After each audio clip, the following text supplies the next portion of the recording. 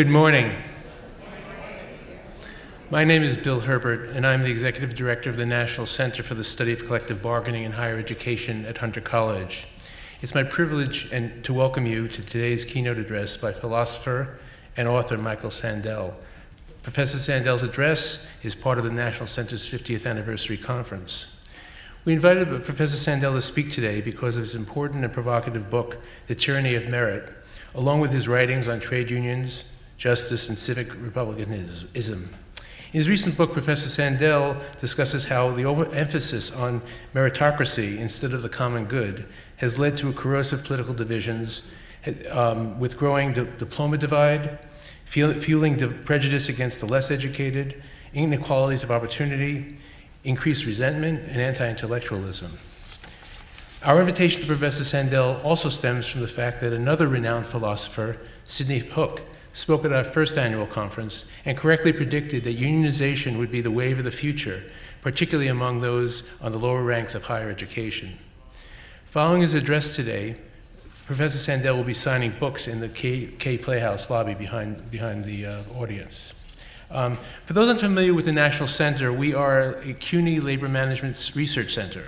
Our history dates back to May 1st, 1970, where a conference was held organized by CUNY after it reached its first collective bargaining agreements, resulting in faculty contracts. At the 1970 CUNY conference, labor professor Donald Wallet proposed the creation of a national research center that would focus on collective bargaining in higher education. In his address, Wallet set forth a detailed blueprint on the structure and activities of the proposed center. 2 years later, in 1972, his blueprint was implemented when the National Center was formally created at CUNY. Today, the center is dedicated to studying collective bargaining as a form of workplace democracy, consistent with the fact that the labor representation process is actually modeled on our political system. We believe at the National Center that collective bargaining is an important means for advancing higher education and working conditions of workers on campus. The National Center's activities include organizing conferences like today, trainings, and publishing interdisciplinary research. Among our core research functions are maintaining a database of collective bargaining relationships and contracts, tracking new representation efforts, producing directories of collective bargaining relationships, and other scholarship. We also publish a peer-reviewed journal of collective bargaining in the Academy, as well as a monthly newsletter, which you're welcome to sign up for on our website. As part of our research mission, we also keep track of changes in public and private sector labor law, and we also present research at academic conferences and other forums. Our research today is aided by a team of affiliated researchers from other CUNY institutions and Rutgers University, along with extraordinary Hunter College undergraduate interns. The National Center's research is particularly relevant today as support for unionization is growing on and off campuses by a new generation. The growing support by unions is reflected in the overwhelming votes in favor of unionization in representation elections held following the end of the pandemic. Organizing a conference this size requires a great deal of planning and hard work. Effectuating it would not have been possible without the extraordinary efforts of our administrator, Michelle Savarese. So let's give a hand for Michelle Savarese.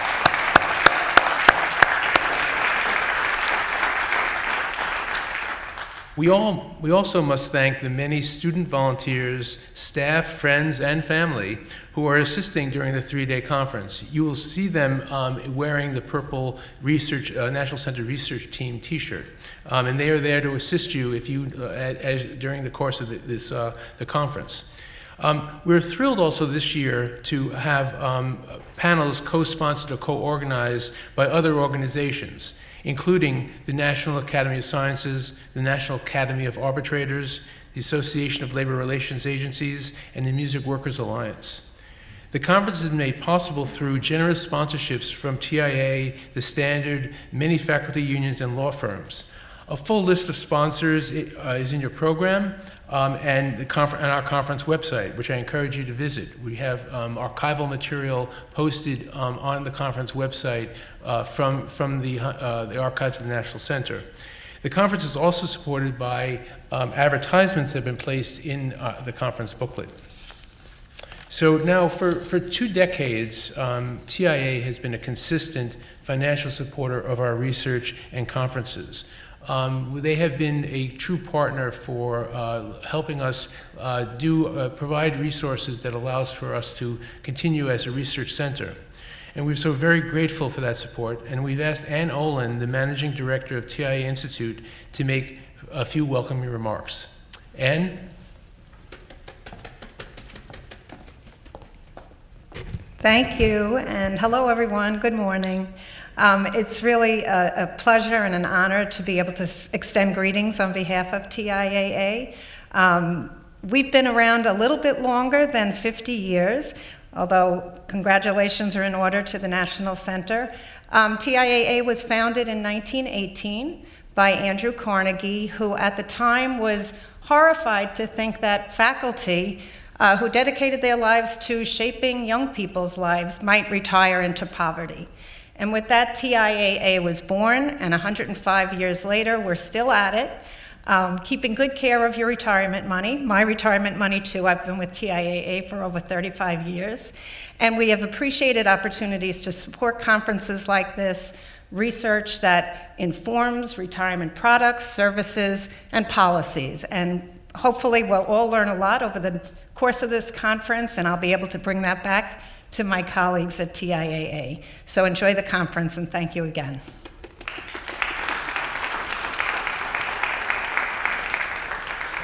Thank you, Ann. The National Center looks forward to continuing our collaboration with TIAA in the coming years. So one aspect of the National Center is, an important aspect of it, is our active board of advisors that provides myself and others at the center with guidance and assistance. The board includes higher education administrators, union representatives, and scholars from around the country.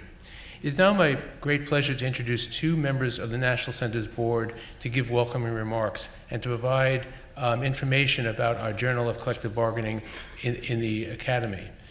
So first I'd like to introduce Gary Rose, who is a professor of higher education at the University of Arizona and co-editor with Jeff Cross of the Journal of Collective Bargaining in the Academy.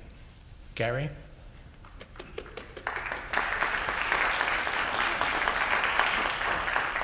Good morning.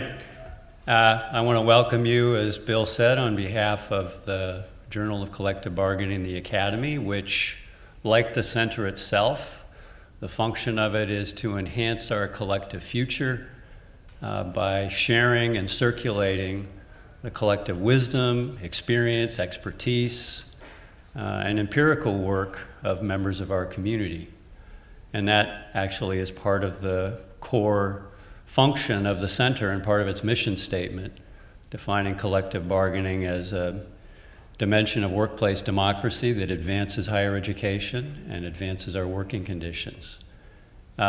This year we have a volume 14 that both has regular articles, 5 articles, a couple of academic articles, an opinion piece, a practitioner's perspective, and 2 interviews with colleagues who have written about and engaged in collective bargaining for decades. But we also have a baker's dozen of papers that Jeff and myself and Karen Stubis, who's a new co-editor, we're delighted to welcome, from the 50 years of proceedings of this conference. And so I just think it's really important to think about how this conference, everybody speaks about the importance of bringing labor and management together. The journal does the same thing.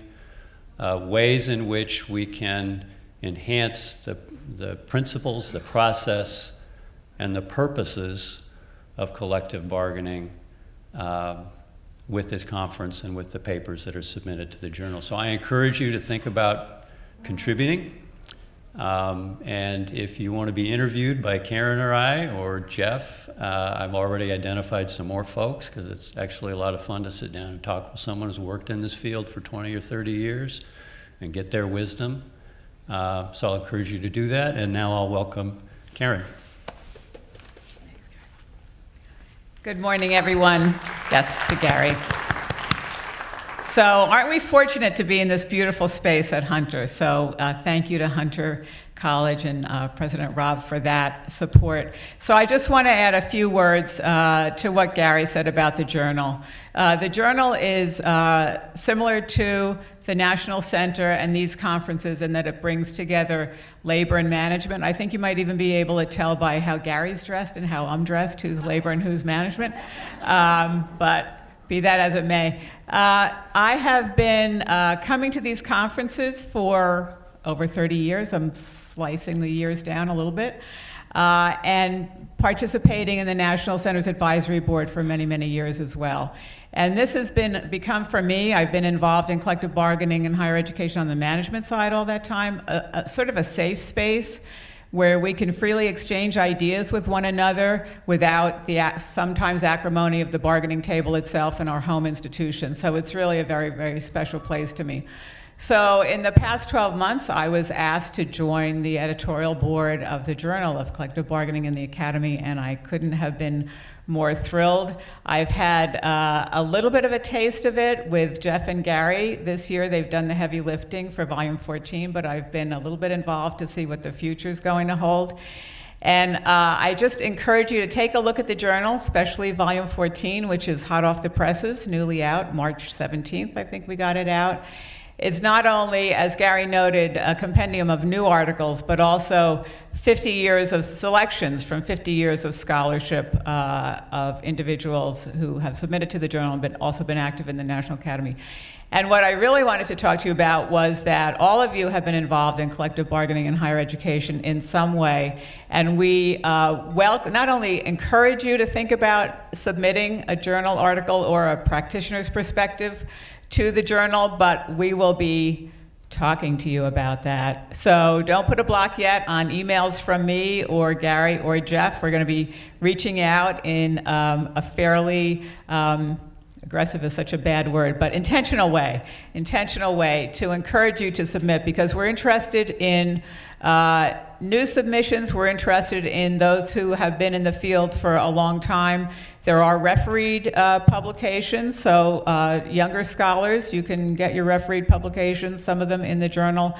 But we're also very interested in interviews, as Gary noted, and practitioner perspectives. You all have something to say about collective bargaining in higher education, and we want to hear what you have to say, and we want to publish it so other folks can know what your thoughts are. So welcome again, and thanks for being here, and looking forward to talking to each of you as the conference progresses. Thank you.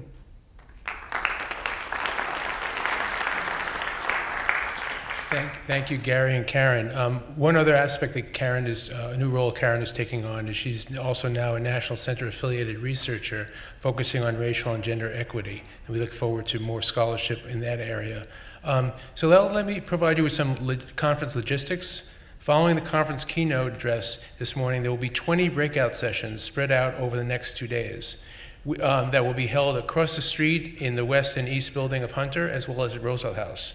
The schedule, maps, and other important information are available in the conference brochure and particularly on the conference app, where you can find the bios, the schedule, maps, and including directional videos in case you need that for navigation. Throughout the conference, there will be, as I mentioned, there will be staff and volunteers present for you to provide assistance. So the longevity of the center over the past half century is a testament to the vision of the founders, the support that we've received from CUNY and Hunter College President Raab, along with the leadership of former Executive Director Richard Boris and his predecessors. It was under Richard's able leadership from 2001 to 2013 that the National Center was restored and revitalized. The central turning point, however, in the National Center's 50-year history was the 2002 agreement between CUNY and President Jennifer Raab to relocate the center to Hunter College. There's no question that the National Center's growth and accomplishments over the past 2 decades would not have been possible without President Raab's leadership and support. Her strong desire for the National Center to expand and succeed as a major national research center was palpable to me during her interview with me in 2013 about being as a candidate to replace Richard. Consistent with President Raab's vision and the solid foundation laid by Richard, the National Center significantly expanded its programming, research, and publications over the past decade. As we know, the accomplishments of President Raab at Hunter College as Hunter College's 13th president are vast and deep. They include the restoration of Roosevelt House, turning it into a public policy institute. It also includes construction of the School of Social Work in East Harlem, the renovation of Hunter's terrific library, along with so many other projects and initiatives. A small but important part of President Raab's legacy is the support she's provided to permit the National Center to thrive again as an interdisciplinary research center to the betterment of the entire higher education labor management community throughout the nation. It's now my great privilege and honor to invite President Jennifer Raab to introduce our keynote speaker.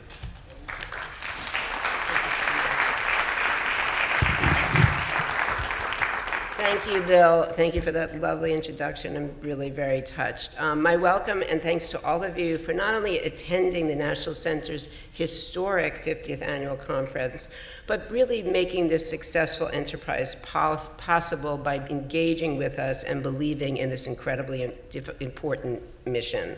A special thanks to Karen and Gary and all the members of our board for the leadership, your advice, your commitment, to Ann, to TIA, CREF, and to all of our sponsors, for making this possible. As Bill said, this is the last such conference that I will welcome as a Hunter College president. I've done so every year since 2002, and so it is a bittersweet moment for me. It will, of course, be hard for me to say goodbye to Hunter, an institution I love so dearly and with which I am so highly and so personally identified. But at the same time, I'm filled with pride in having helped the American dream come true for almost the past 22 years for tens of thousands of wonderful, inspiring graduates. That has been the privilege of a lifetime. I'm filled with equal pride for having been a part of this incredibly important National Center's success and impact. As Bill said, I was asked early in my tenure as president to provide a home for the center as it moved from another CUNY institution. It hit me immediately. Given the importance of the mission, it really seemed like a no-brainer. But I must admit, I didn't imagine the actual impact and engagement a fully revitalized center would have on a national scale, and I am truly honored to be a part, in a small way, of its success in its 50th year. Now, the center is more important than ever. We live in a time of such dangerous polarization. We look at this and speak about it all the time. People on opposite sides of political and social issues can't talk, just won't talk to one another. And yet, thanks to the National Center, here we are today with people from what has been historically one of the deepest divides, labor and management, working collaboratively on a host of very relevant and often thorny issues. I really think we should all really take that in. It's so marvelous to see, and I really feel blessed to have played a role in supporting the National Center in this vital role of conversation across the aisles. The center's role exemplifies the Hunter motto, mihi cura futuri, the care of the future is mine. That care, that caring for the future is exactly what drives this impactful center. Hunter's been fortunate to have two extraordinary leaders guiding the center. We all have. I was so fortunate that when the center moved to Hunter, it was led by the visionary Richard Boris, who worked tirelessly to expand the center's reach and participation in this conference and to expand our publications. He was also a Hunter alum, as was his wife, so I had a particular affection for him. When he left us a decade ago, we weren't sure how to fill such big shoes. Bill Herbert was the clear answer. Building on Richard's legacy and really standing on the shoulders of a giant, Bill has made the center an even more important force in national labor relations.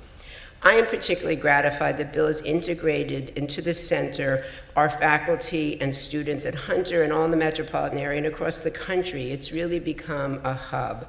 And at the moment, he's put together a team of undergraduate researchers from Hunter, from CUNY, from Rutgers, to compile a national survey on unionization in higher education. He also teaches labor law, and he's at Roosevelt House, and he's created new courses in this area. So think about it. In this way, Bill makes sure that the next generation will be committed to the critical labor management issues that bring you all here today, and that the seats at the 75th anniversary conference will be again filled with the best and the brightest as they are today at our 50th. So thank you, Bill. We owe you a round of applause. I also want to thank, as Bill has, the incredible Michelle Savarese. Nothing happens in this center without her. So Michelle, I know you're probably not even out there. You're probably doing something important, but let's give you a round of applause also.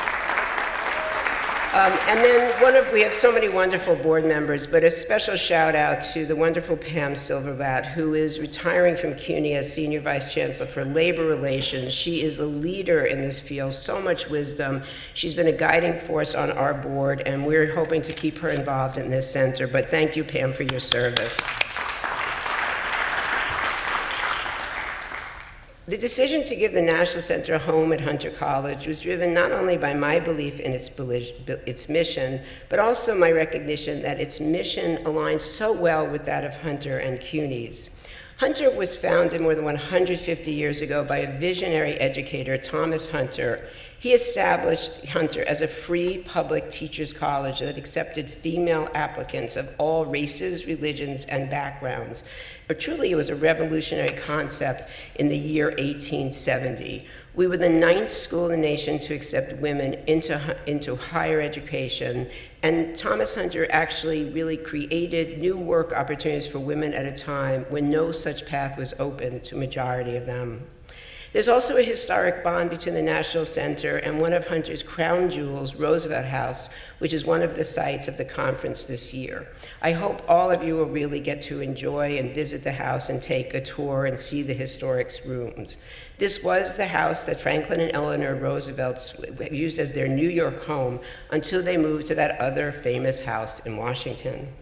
Because the inauguration was not until March in the years of the 1930s, Roosevelt was elected in November 1932, he did not leave the house until March, and so this was the house in which the New Deal was really created. It was the place where the transition headquarters were located, and all of his advisors came to address the crisis of the Depression.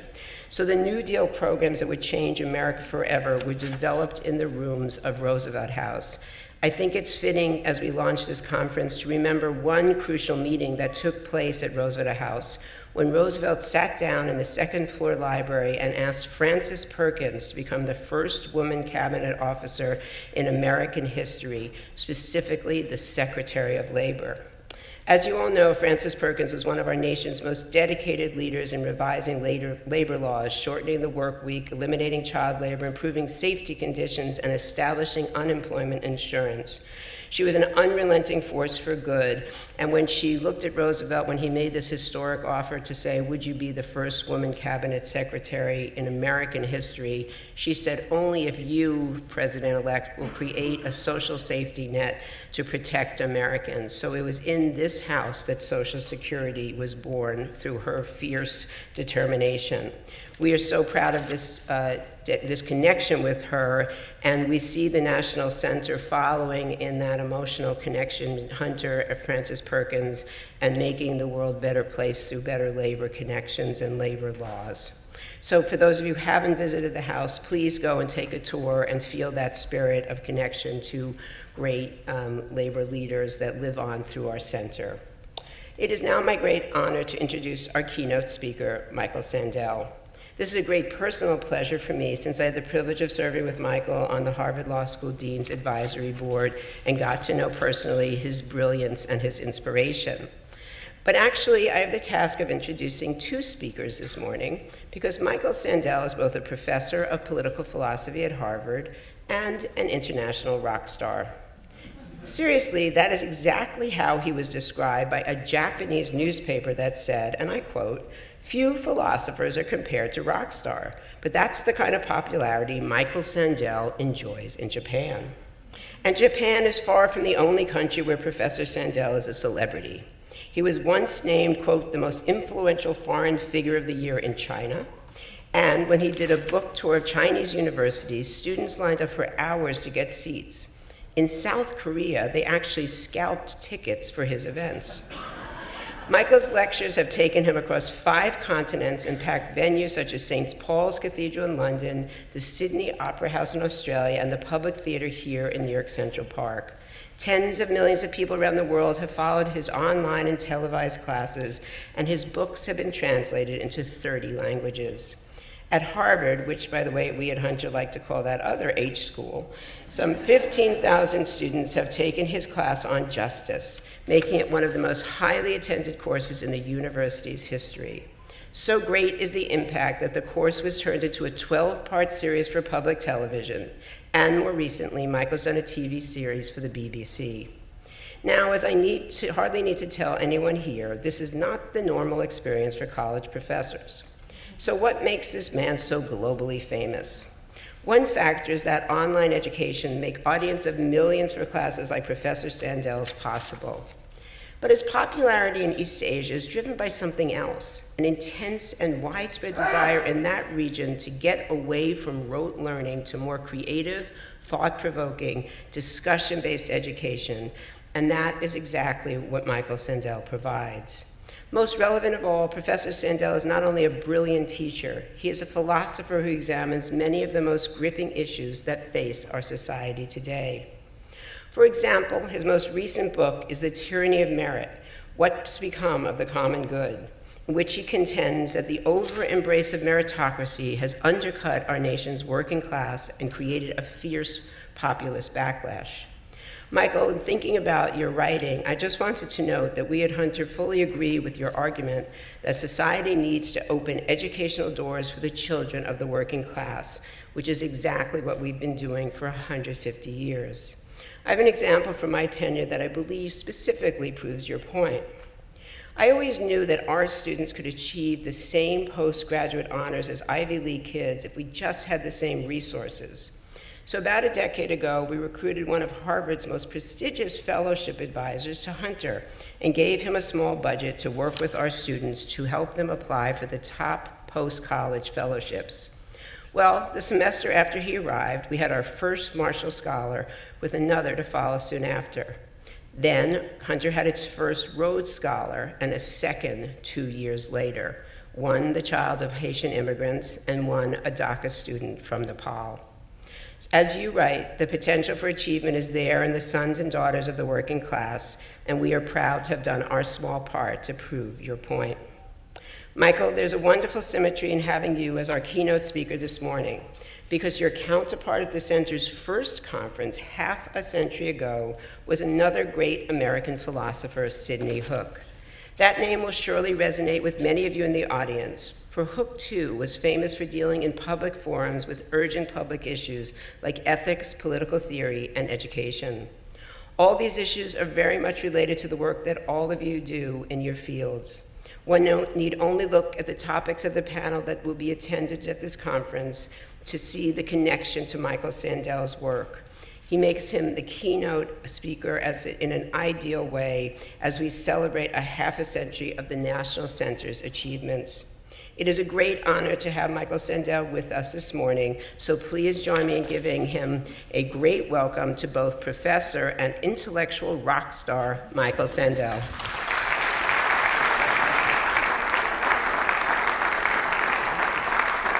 Thank you. Thank you, President Raab. Jennifer Raab, I want to begin, that was such a generous introduction. I want to begin by saying what an honor it is for me to be here to celebrate your 22 years of remarkable leadership at Hunter College. Thank you. Thank you for that, Jennifer. You leave a remarkable legacy, and it's a legacy that's connected, Jennifer, as you said, to opening access to higher education to the children for the working class. And that is a powerful legacy, and we need to enlarge it throughout this country. 50 years of this center, and here I want to congratulate Bill Herbert, and everyone involved with this center. 1973, Sidney Hook gave the inaugural keynote at this center's conference. It seems a long time ago, doesn't it? 1973. Cast your mind back. Richard Nixon had just been reelected as president in a landslide. Though a year later, the Watergate scandal would bring him down. 1973, just before this center first convened, the Supreme Court handed down its landmark Roe versus Wade ruling 50 years ago. The Bakke decision about affirmative action was 5 years in the future. In 1973, we confronted inequality in this society. The average CEO in 1973 made 22 times the pay of the average worker, 22 times. Today, the average CEO makes 390 times the pay of an average worker. In 1973, 1 in 4 American workers belonged to a union. Today, it's 1 in 10. Though, as you know better than I do, in the field of education, it's about 1 in 3. Back when he gave his talk, Sidney Hook was ambivalent about collective bargaining in higher education because he saw it as a potential threat to the academic mission. We must opt for that form of collective bargaining, he said, that will least affect the achievement of our academic mission. He was worried that collective bargaining would negotiate contracts so secure that they would render tenure assessments on the basis of academic excellence obsolete. That worry did not come to pass. And today, when we reflect on the academic mission of higher education, somehow collective bargaining seems, given the changes in higher education, less threatening than Sidney Hook feared. Perhaps the most consequential change over the 5 decades since this center began has to do with the widening inequality brought about by the age of globalization. President Raab mentioned the polarization that we now see throughout our public life. And for decades, this has been building. The divide between winners and losers has been deepening, poisoning our politics, setting us apart. This has partly to do with the widening inequalities of income and wealth that this age of market-driven globalization has brought. But it's not only that. I think it has also to do with the changing attitudes toward success that have accompanied the widening inequalities. Those who've landed on top have come to believe that their success is their own doing, the measure of their merit, and that they therefore deserve the full measure of the bounty that the market bestows upon them. And by implication, that those who struggle, those left behind, must deserve their fate too. Now, this way of thinking about success arises from a seemingly attractive ideal, the meritocratic ideal, which says, insofar as chances are equal, the winners deserve their winnings. That's the meritocratic principle. That's the promise. Now, we all know that chances are not truly equal. We don't live up to the meritocratic principles we profess. That's one problem. But there may be a further problem, which is that the ideal itself is flawed. That the ideal can't reach or enable us to contend with the kinds of inequalities we face today. This has a bearing on higher education and the role of higher education. Because in recent decades, the academic mission of higher education has been enlisted, and in some ways transformed, by a certain attempt to contend with the inequalities we as a society face. But the way higher education has been enlisted to alleviate inequality reflects a flawed ideal, or so I'd like to suggest, a flawed conception of equality, but also a flawed conception that has exerted a corrosive toll on what higher education is for. And simply put,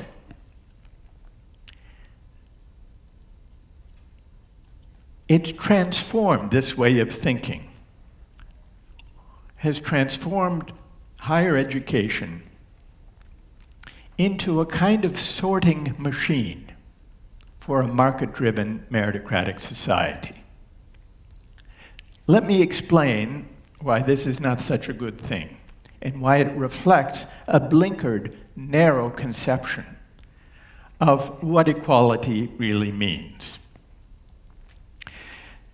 Let me go back to the meritocratic principle I mentioned a moment ago.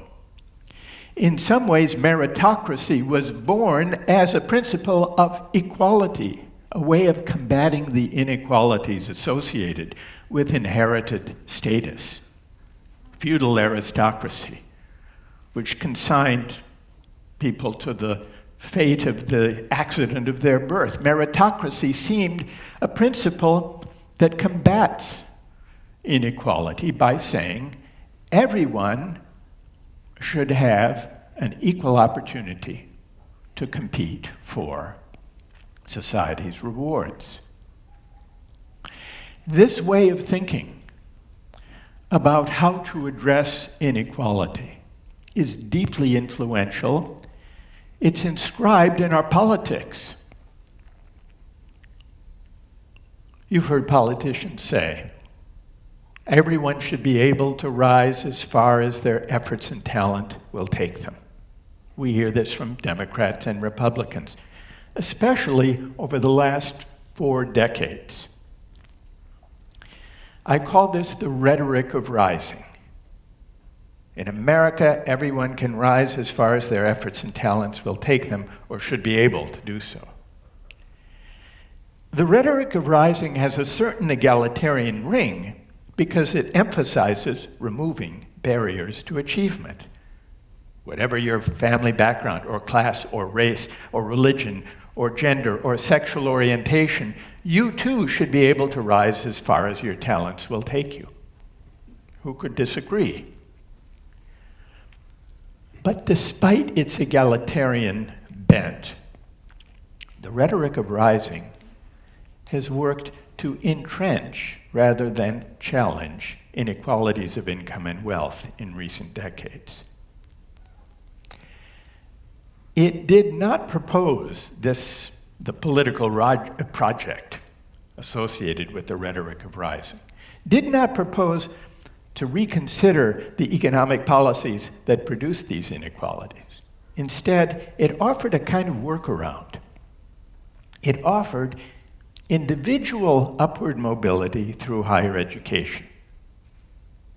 So, to workers frustrated by stagnant wages and the outsourcing of jobs to low-wage countries, elites of the 1990s and the 2000s offered some bracing advice.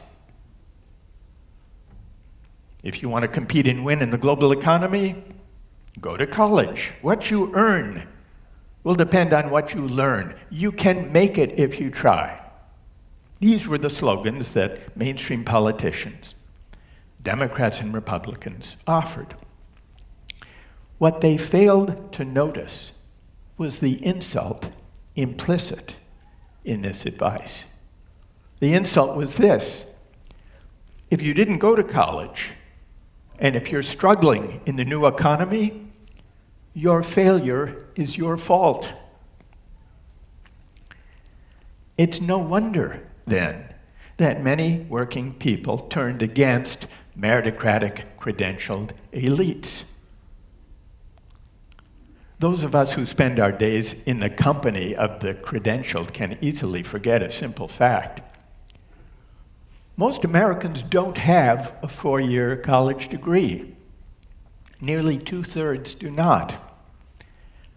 So it's folly to create an economy that makes a university diploma a necessary condition of dignified work and a decent life. Elites have so valorized a college degree, both as an avenue for advancement and as a basis for social esteem, that they have difficulty understanding the hubris a meritocracy can generate. And they don't see or feel the harsh judgment it imposes on those who haven't gone to college. These attitudes,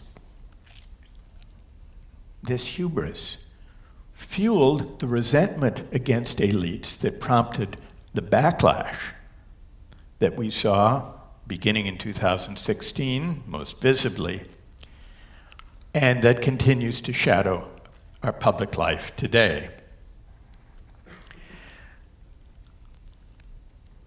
If there's something to this, if meritocratic attitudes towards success have deepened the divide between winners and losers, if individual mobility through higher education is too feeble a response to the inequalities of income and wealth we see today, if the rhetoric of rising has become, for many, less a promise than a taunt, what should we do? What is the alternative? We should begin by acknowledging that mobility cannot compensate for inequality. Any serious response to the gap between the rich and the rest must reckon directly with inequalities of power and wealth, not rest content with the project of helping people scramble up a ladder even as the rungs on that ladder grow further and further apart. This means we need to shift the terms of public discourse. Broadly speaking, it means we should focus less on arming people for meritocratic competition and focus more on the dignity of work.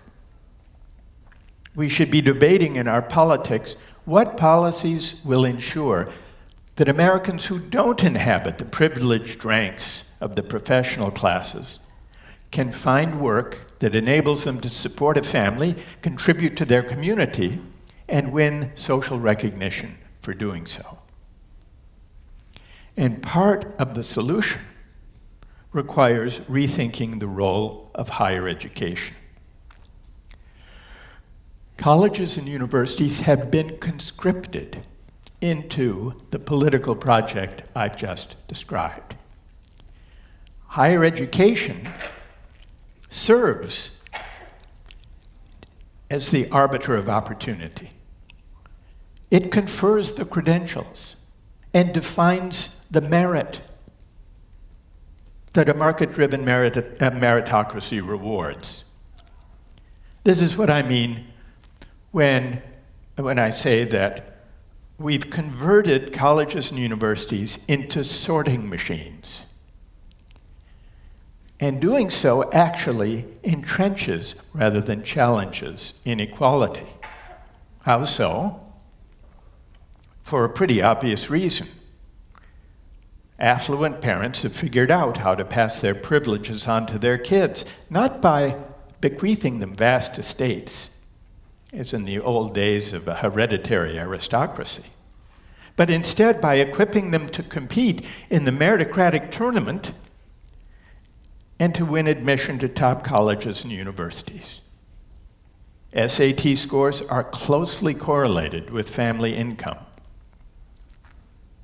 So too is access to internships, music lessons, training in sports such as squash and lacrosse and sailing and rowing and fencing and golf and water polo. Travel to perform good works in distant places and other activities that burnish college applications.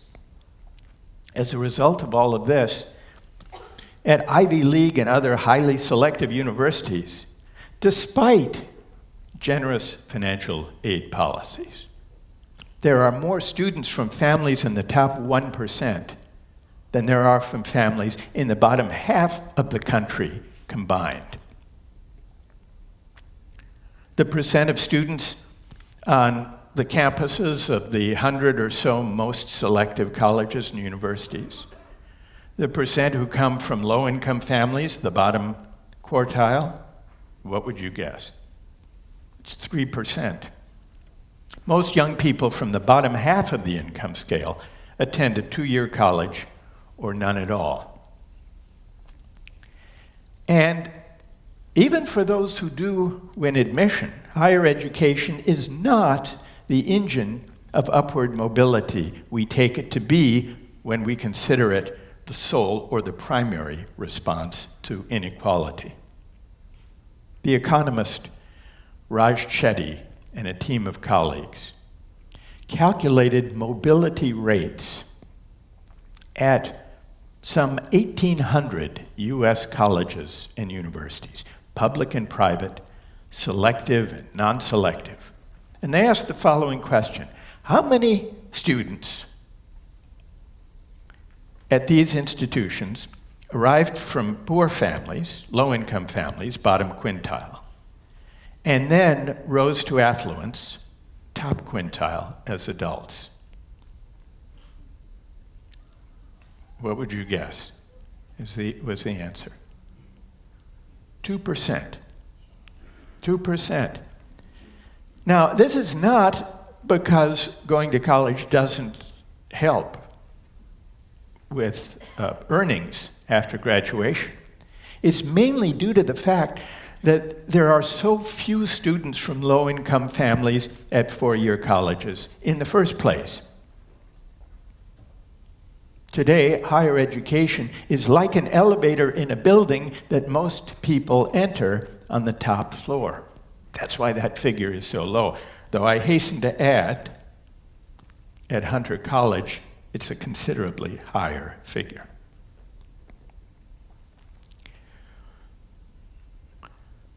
Important though it is to broaden access to elite colleges, we also have to lower the stakes of the frenzied competition to get in. And this means we should invest far more than we do in those forms of learning that most people rely on to prepare themselves for the world of work. I'm thinking of state colleges, 2-year community colleges, and vocational and technical training. Isabel Sawhill, an economist at Brookings, calculated that we spend about $162 billion a year helping people go to college. But on career and technical training, $1.1 billion. $162 billion to $1.1 billion for career and technical training.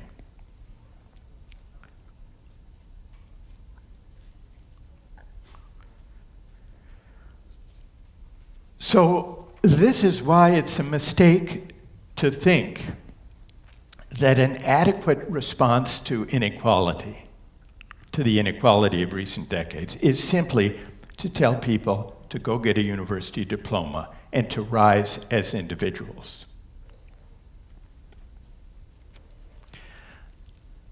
Doing so repeatedly, as mainstream politicians and political parties have done in recent decades, has not only failed to make much of a dent in inequality, it's also inflicted a more insidious injury: the gradual erosion of the dignity of work. By valorizing the brains it takes to score well on college admissions tests, the sorting machine implicitly disparages those without meritocratic credentials.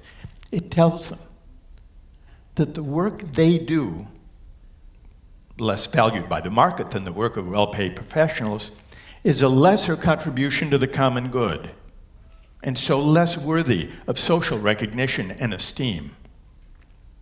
And this legitimates the lavish rewards that the market bestows on the winners, and the meager pay it offers many workers without a college degree.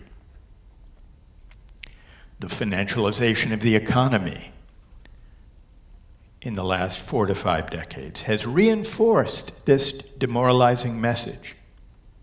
As economic activity has shifted from making things to managing money, as society has heaped outsized rewards on hedge fund managers and Wall Street bankers, the esteem accorded work has become fragile and uncertain.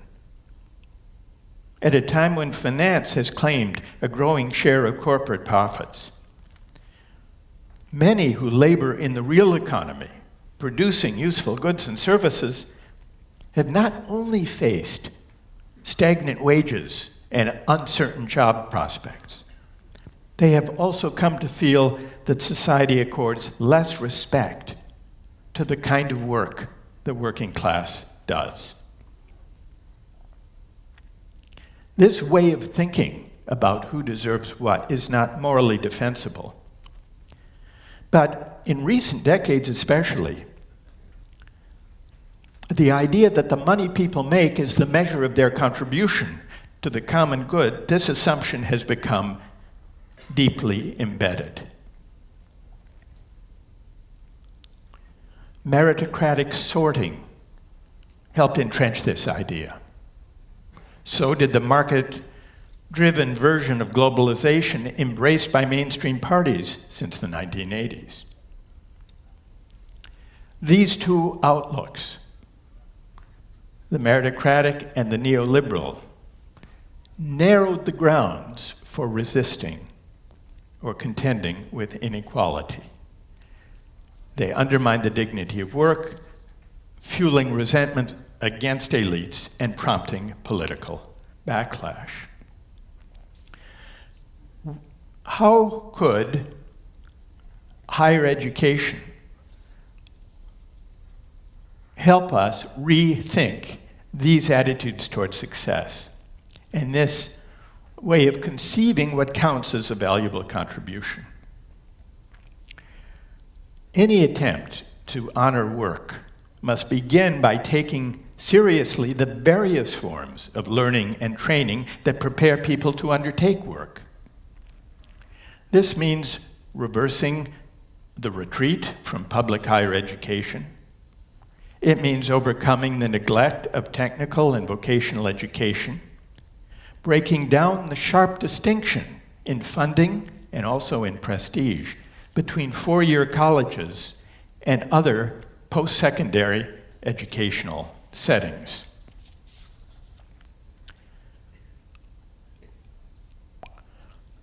And this means thinking about dismantling the steep hierarchy of esteem that accords greater honor and prestige to students enrolled in name brand colleges and universities than to those in community colleges or in technical and vocational training programs.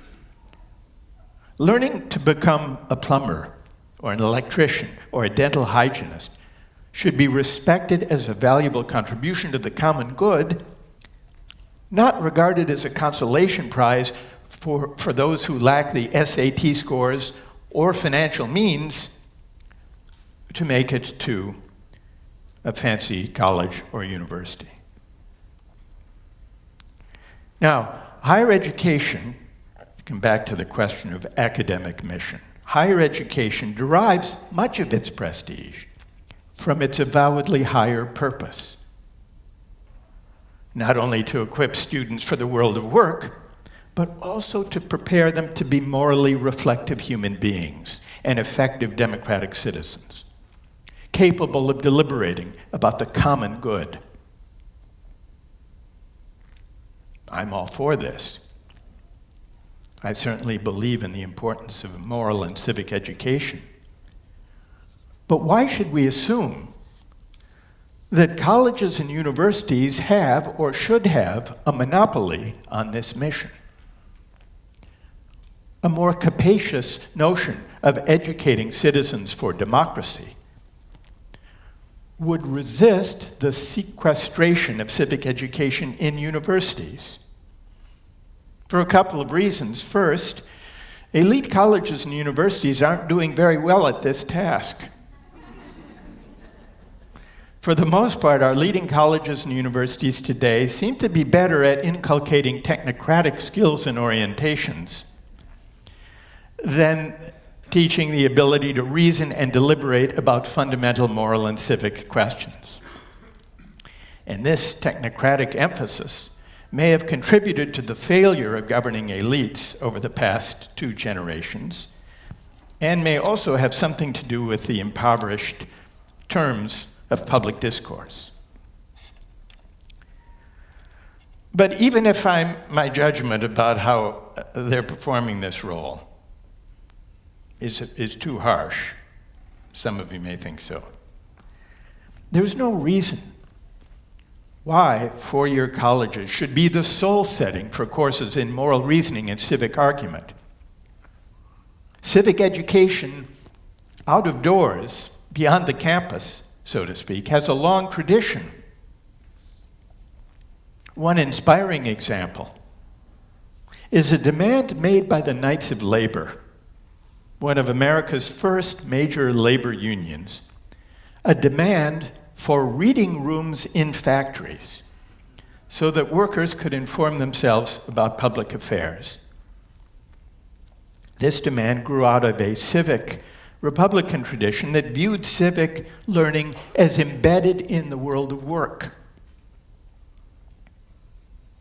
The cultural historian Christopher Lasch pointed out that the egalitarian character of American society in the 19th century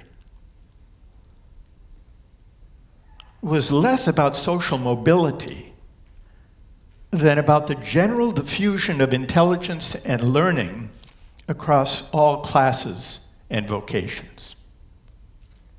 This is the kind of equality, this broad democratic equality of condition, that meritocratic sorting destroys. Because the sorting project, the sorting machine, seeks to concentrate intelligence and learning in the citadel of higher education. And then it offers a meritocratic tournament, and we argue about what counts as a fair competition, for access to that citadel. But this way of allocating access to learning undermines the dignity of work, and it corrupts the common good. Civic education can flourish in community colleges, job training sites, and union halls, as well as on ivy-strewn campuses. There's no reason to suppose that aspiring nurses and plumbers are less suited to the art of democratic argument than aspiring management consultants. Now, I've spoken critically about the conversion of higher education into a sorting machine for a meritocratic society. And I've criticized as an inadequate response to inequality the rhetoric of rising, the political project that says the way to deal with inequality is to remove barriers to achievement so that everyone can enter the meritocratic tournament on fair terms, on a level playing field. It's certainly true that equality of opportunity is an important principle of justice.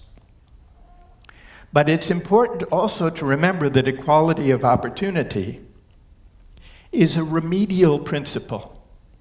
It's a corrective to injustice, but it's not by itself an adequate ideal for a just society.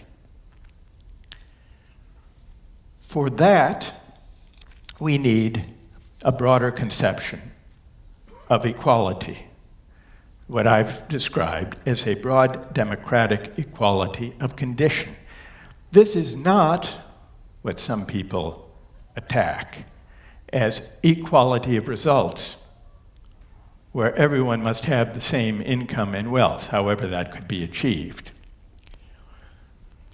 A broad democratic equality of condition tries to create a social and civic life in which people from different backgrounds, different walks of life, encounter one another, bump up against one another in the course of their everyday lives. Because this is how we learn to negotiate and to abide our differences. And this is how we come to care for the common good. The American dream, some might see my critique of meritocracy as a critique of the American dream. Not really. I went back to the source, James Truslow Adams. He coined the term the American dream in the 1930s. And for him, it was partly about mobility, the chance to rise. But it wasn't only about moving up. It was also, for him, about achieving a broad democratic equality of condition. And he gave a concrete example of what he meant. He pointed to the U.S. Library of Congress, a symbol of what democracy can accomplish on its own behalf, a place of public learning that drew Americans from all walks of life. Here's what he wrote about it. As one looks down on the general reading room, which alone contains 10,000 volumes, which may be read without even the asking, one sees the seats filled with silent readers, old and young, rich and poor, black and white, the executive and the laborer, the general and the private, the noted scholar and the schoolboy, all reading at their own library provided by their own democracy. Adams considered this scene to be the perfect working out in a concrete example of the American dream. The means provided by the resources of the people themselves, and a public intelligent enough to use them.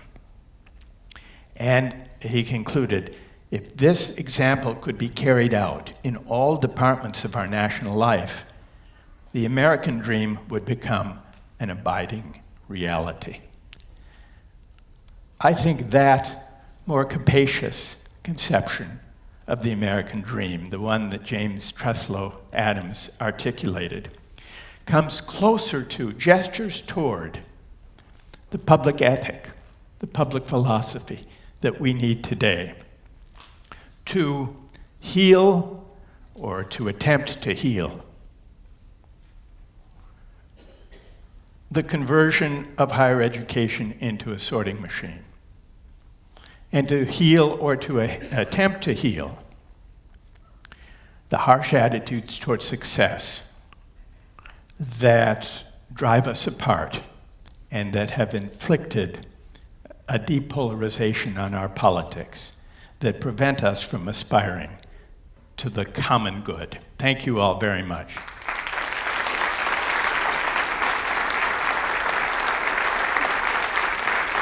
Now, thank you.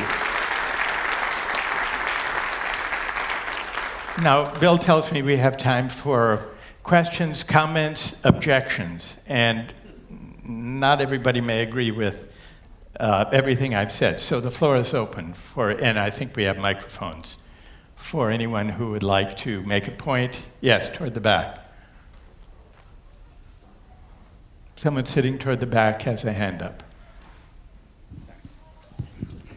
And maybe if you could stand if you're able, Sure, and Hi. introduce yourself. I'm Anne McLear. I work at SEIU Local 500 in Maryland. We've been organizing contingent faculty, graduate students, staff now, and campuses for 20 years. So my question is, so these sorting houses of meritocracy that you're talking about, they in themselves are a microcosm of that very capitalist system, right? We have university presidents earning 10, 20, 100 times more than the lowest paid worker on campus. The very people you're talking about, right, the workers without a college degree, are working on our campuses, enabling students to get a college degree, right? Yes. So it seems to me that the campus is both like a locus of what you're talking about, but also a place where, everybody knows I'm a big utopianist, where we could address the very inequality problems right there. So my question for you is, what responsibility do the Board of Trustees, the presidents, the people that control the resources in universities and colleges, what responsibility do they have to redistribute those resources so that everybody on campus gets a fair shot and a living wage, etc.? Thank you for that. I think there is a responsibility for those who govern higher education, colleges and universities, to address the inequalities that I described and that you've located on the campuses themselves. But I think the argument to be made to those who govern and those who have this responsibility should not only be an argument about redistribution and fairness, important though that argument is. It should also be, we need also to try to persuade them that the academic mission itself suffers when there is such a sharp division in the society and on campus between those who perform different roles and different work.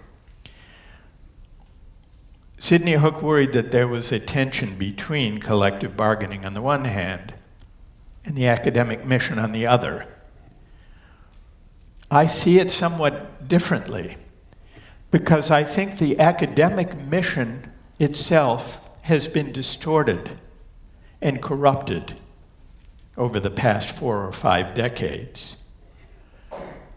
as higher education has been conscripted into becoming a sorting machine, because what worries me as an educator, as a teacher about our institutions, is that the credentializing function of higher education is beginning to crowd out the educational function.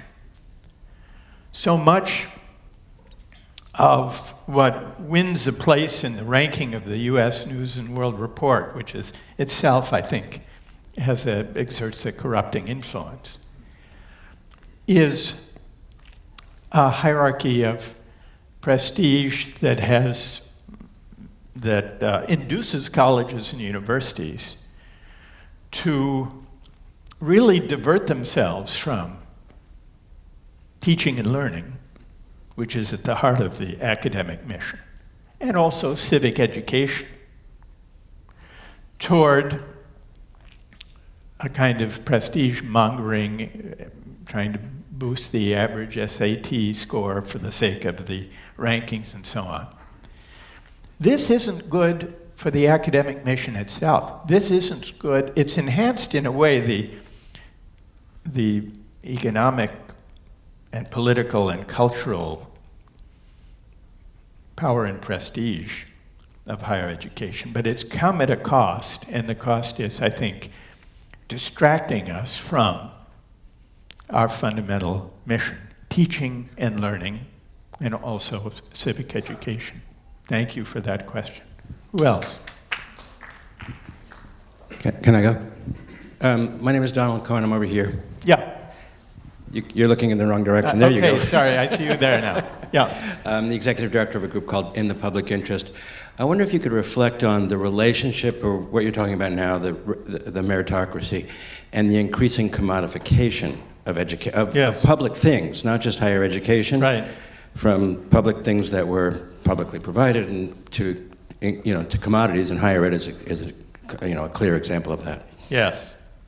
I think there is a close connection between the two. I think we're witnessing during these decades, the corporatization of colleges and universities and the commodification of higher education.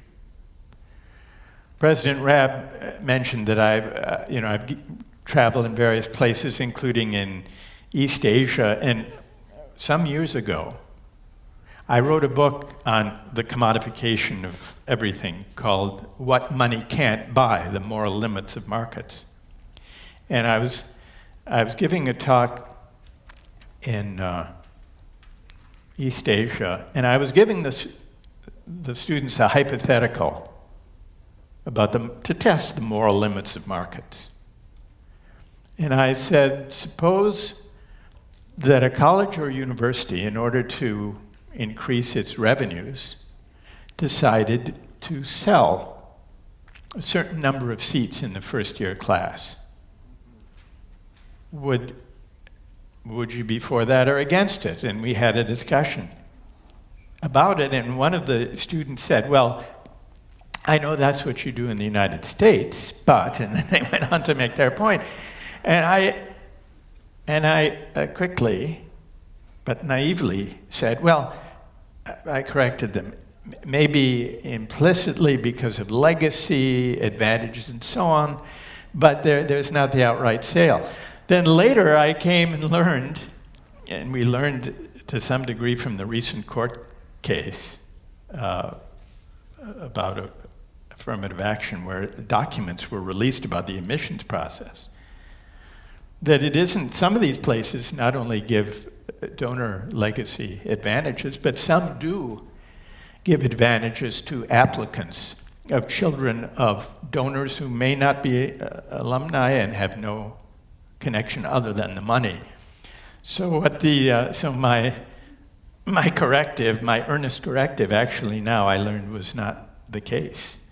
So I think it is a general problem, the commodification of areas of social life beyond the realm of cars and toasters, the kinds of things that money and markets properly allocate, is a part of the condition that I've been describing. So to rein in the harsh attitudes towards success, the role of universities and colleges as sorting machines, we also have to rein in the tendency to allow money and markets to govern the realm of education, as well as to colonize other aspects of social life. Thank you for that. Who else? Yes. Thank you for your go ahead. enlightening presentation. My name is David Vitoff. I'm a longtime organizer for the Illinois affiliate of the NEA, and I've had the pleasure of organizing many different bargaining units of higher ed employees, all different classifications. Expanding on your metaphor of the publicly funded reading room at the Library of Congress. Yeah. I equate in that same metaphor tuition, a free tuition for community colleges and student debt relief, or forgiveness, I should say.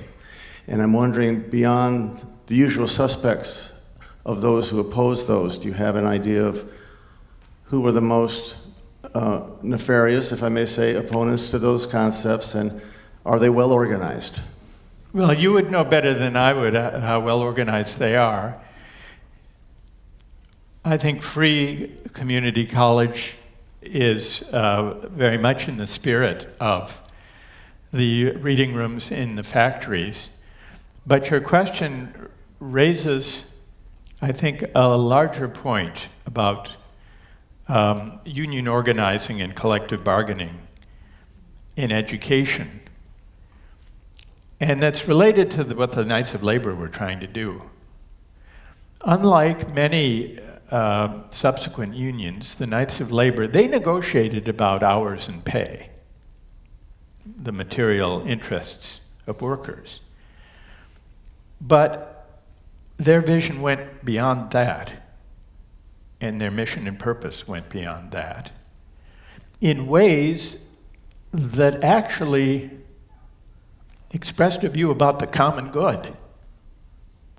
In the case of the reading rooms, cultivating well-informed democratic citizens. In the case of higher education, some of the demands of unions in higher education involve the material support, the pay, for example, of the pay and job security of teachers who lack adequate pay and job security. But other issues can and should be defended in the name of a broader conception of the good of education. For example, in many organizing campaigns of graduate student teaching assistants, among the demands are smaller section sizes or class sizes, which is not just a way of doing less work, it's a way of providing better education for students. And I think the more we can frame the mission and purpose of collective bargaining in education in the name of improving education, the less it will be seen as standing in tension with the academic mission. That's over here, that's given, and we're just trying to get more money for the graduate student teaching assistants. No, the argument is if the adjunct teachers and contingent teachers and graduate student teachers are paid better and are respected in a deeper way, and if class sizes are smaller, and if community college is free to everyone. This goes beyond the politics of self-interest. It touches the politics of the common good. And I think it's an important feature of collective bargaining in higher education that it touch the common good, that it speak to the academic mission, so that it's not seen as a rival to it. Would you agree with that? Yes, thank you. Yeah, okay, thank you. Who else? Carl Levine, I'm a labor-side labor attorney who has represented faculty unions at all levels for the last 25 years or so. Thank you for your talk, and I hear in what you're saying a critique of the idea of meritocracy, not only its inadequacy, but what I consider to be the myth of the meritocracy. And one area in which this has been discussed extensively recently is the issue of affirmative action. And to me, I'm very reluctant to cede the merit-based argument to affirmative action. When I look at affirmative action, I'm much more comfortable arguing about what has somebody achieved in terms of their level on GPA and college admissions exams as measured against the resources they were given and where they started. So that somebody who achieves maybe somewhat lower on their SATs may in fact be showing much greater merit given what they started with to achieve that level. So given its place right now before the Supreme Court and in the common discourse, I'd like it if you could say a few words about your view on affirmative action and the merit-based support for it. Thank you. Yes. Well, I agree with you that support for affirmative action does not depend on rejecting merit. Many of the arguments for affirmative action criteria in admissions, for that matter in hiring, can be in the name of a broader conception of what counts as merit and what counts as academic promise and what counts as a contribution to the common good. So I think it's a mistake to define the debate over affirmative action. It's a debate between those who believe in merit, as if grades and test scores alone somehow measured merit, and those who care about other values. I think that's a false description of what's at stake. And so I do think we need more expansive and contestable conceptions of what merit is in addressing the affirmative action debate. Bill Herbert tells me that it's time to bring this to a close. So I wonder if I could just make a final comment, building on the questions that people have raised. We found ourselves, we started with collective bargaining in higher education. That's what brings us together. But we find ourselves thinking through together fundamental questions about merit, about the common good, about the mission and purpose of higher education. And meritocracy. At the heart of what makes merit, can make merit, narrowly conceived, a kind of tyranny, is the tendency of a market-driven meritocratic project to encourage us to believe that our success is our own doing, to forget the luck and good fortune that help us on our way, to forget our indebtedness to those who make our achievements possible. This forgetfulness conduces to a certain kind of hubris. On the other hand, reminding ourselves of the role of luck and contingency in whatever success we've achieved, that can prompt a certain humility. The idea there, but for the accident of fate or fortune, the accident of birth, go I. That could be me. Reminding ourselves of the role of luck and contingency and indebtedness in our achievements could point us away from the harsh ethic of success that drives us apart, and could point us toward, or so I hope, a more generous, less rancorous public life. Thank you for the work that you do and for your questions today. Thank you all very much. Okay. Thanks, Bill. Thank you, Professor Sandel, for great and informative and inspiring comments and presentation.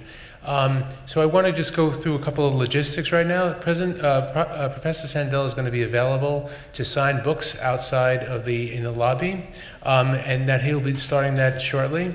At 11 o'clock, we will have 3 breakout sessions. The first one will be held here on Title IX, and it will be starting at 11. Then we have 2 other panels across the street.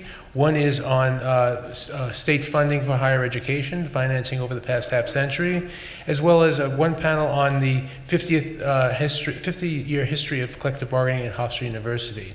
It's all tied with our theme of celebrating the 50th anniversary of the National Center. So I thank you very much for coming, and we look forward to you coming back. And again, Professor Sandel will be signing books shortly. Thanks again.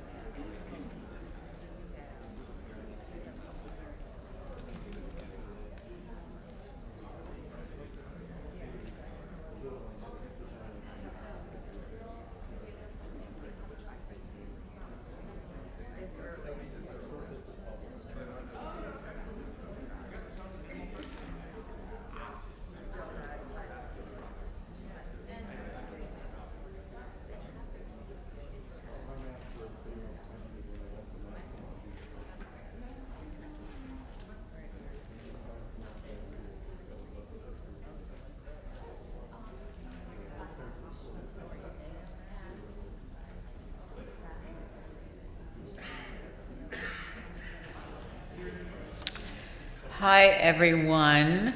So we would normally leave time for a few stragglers to come in, but Bill Herbert has beaten into us that we need to have all the sessions start and end on time because the conference has such a rich array of offerings that we don't want anyone to miss things they want to go to. So this session, just to make sure you're in the right place, we do this with classes too, is Title IX, its past, its present, and its future.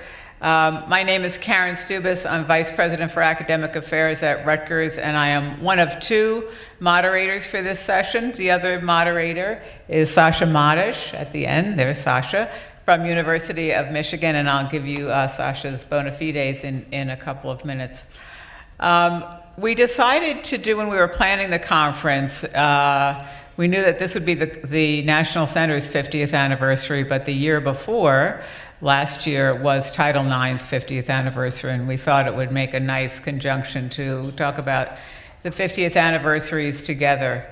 As your conference program notes, we're intending for this to be a, quote, moderated conversation among a group of national experts, and you have the national experts at your panel, about Title IX, which, as you all know, is the U.S. federal civil rights legislation that was enacted in 1972 as a portion of the education amendments of that year.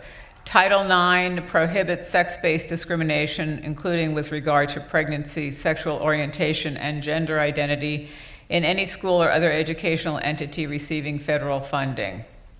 Okay, my own experience with Title IX, just so you know the vantage point that I come to this subject from, is that I've been an academic administrator in faculty affairs at Rutgers University for some number of decades. And in that context, I've been very much involved in sexual harassment grievances and Title IX filings, primarily by graduate students and postdocs with regard to members of the faculty. So I'm not a Title IX coordinator, I'm not an attorney, but I come to it from the vantage point of what happens at the institution when some of these issues arise.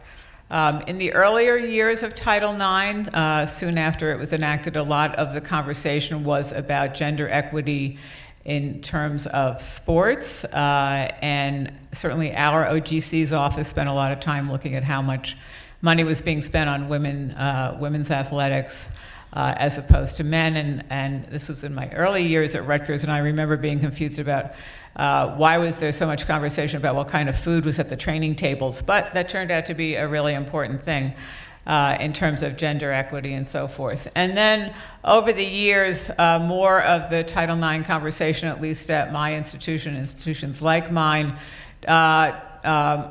included the athletics emphasis, but also an emphasis on student-on-student sexual assault and also sexual harassment, sexual misconduct by faculty with regard primarily to graduate students. And so that's just to give you a little bit of background on how I come into this subject. As noted, we have a really wonderful panel of national experts who have been in the conversation about Title IX issues for lots of their careers, and I'm going to introduce them in the order in which they're sitting. If you sat in the right places, yes, everyone's sitting in the right place, good. And that will be the order in which they will speak. And then at the end of their presentations, Sasha will do a little bit of a wrap-up, and then we're going to open it up to you all for questions, and we hope to have a pretty spirited conversation. So don't hold back. We're here to learn from each other and to exchange our ideas. So first is Tammy Strickman. Tammy is Special Advisor to the President and Executive Director of the Office of Equity, Civil Rights, and Title IX at the University of Michigan.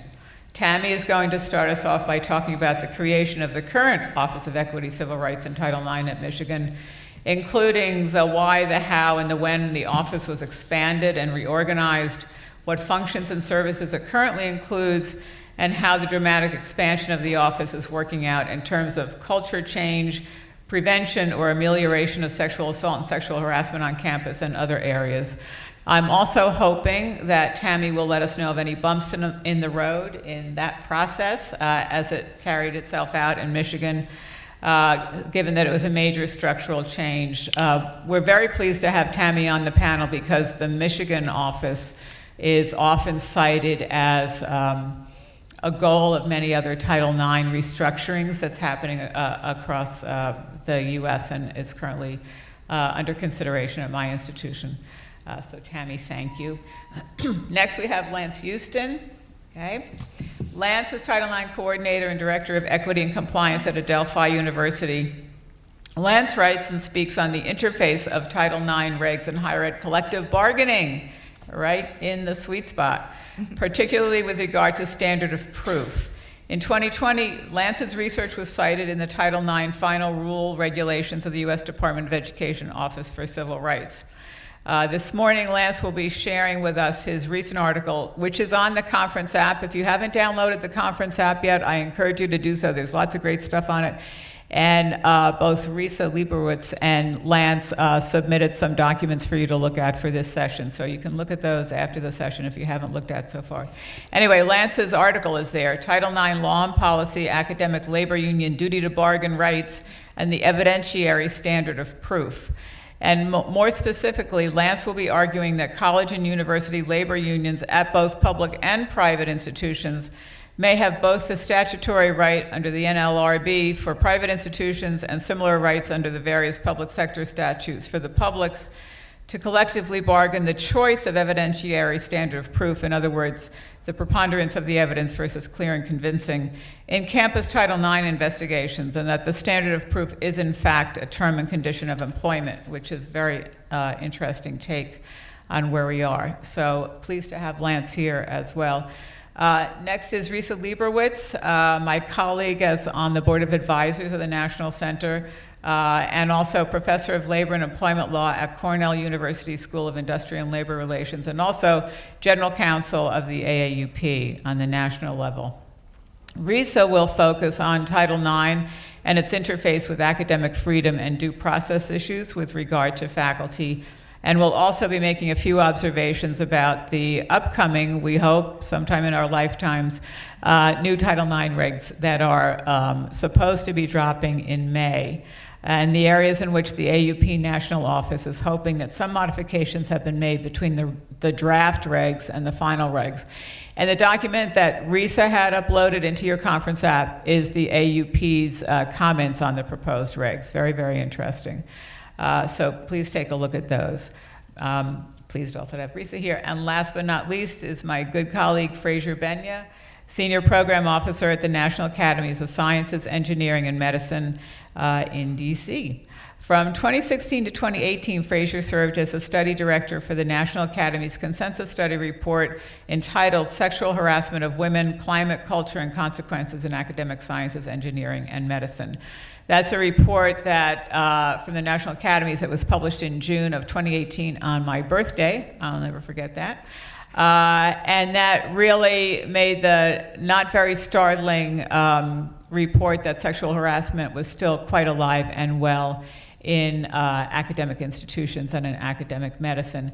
That report got a lot of national attention and sort of galvanized people who've been working in the fields of sexual harassment and Title IX for their whole careers in getting a lot of national attention and attention of our university leadership about the issue. And one of the outcomes of the 2018 National Academies report was the creation in 2019 of the National Academies Action Collaborative on Preventing Sexual Harassment in Higher Education, which Fraser directs, and which is, she'll describe the Action Collaborative to you in greater detail, but which has about 60 members right now.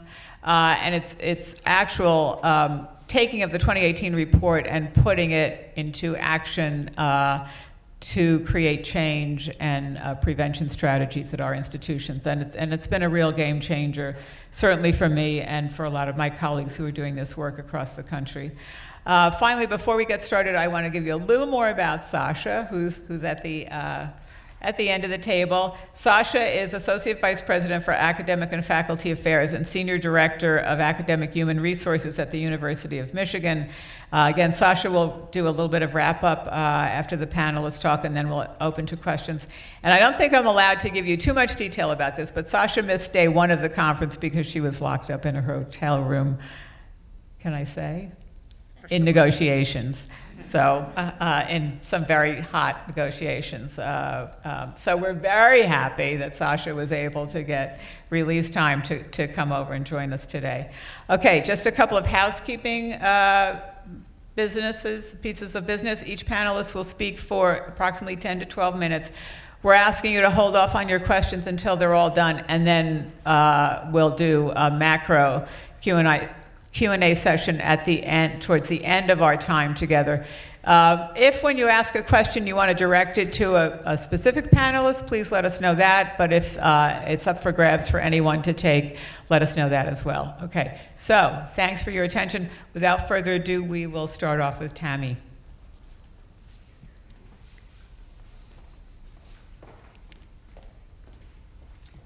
Well, good morning, good late morning, everybody. It's so great to be here, and I'm really excited to talk about not only Title IX, but a lot of the evolution of the office where I work at the University of Michigan. Over the couple of years I've been there, since 2020, we have worked to get a lot of feedback about our office in light of course, getting both community and campus input. And additionally, we had some matters that became rather high profile and of public interest within the last few years.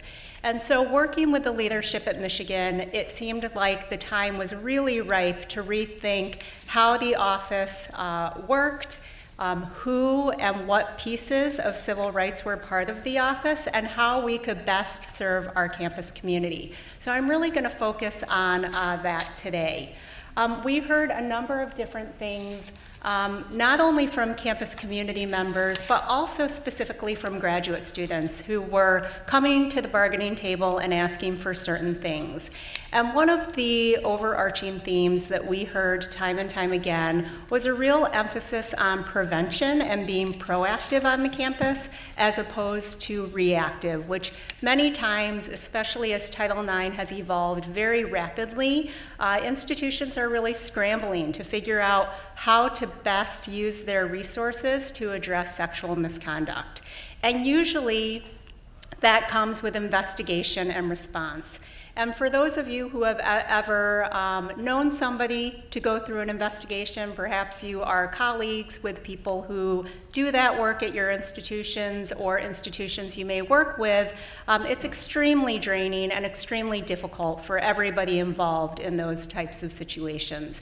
And so we really wanted to think about how to reallocate and also get new resources to really beef up that prevention work that was so important to us.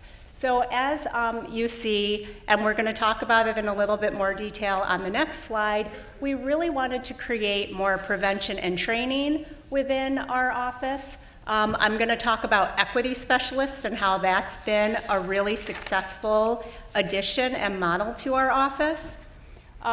Restorative justice that some of you might be familiar with, also sometimes called adaptable resolution, is another really helpful component.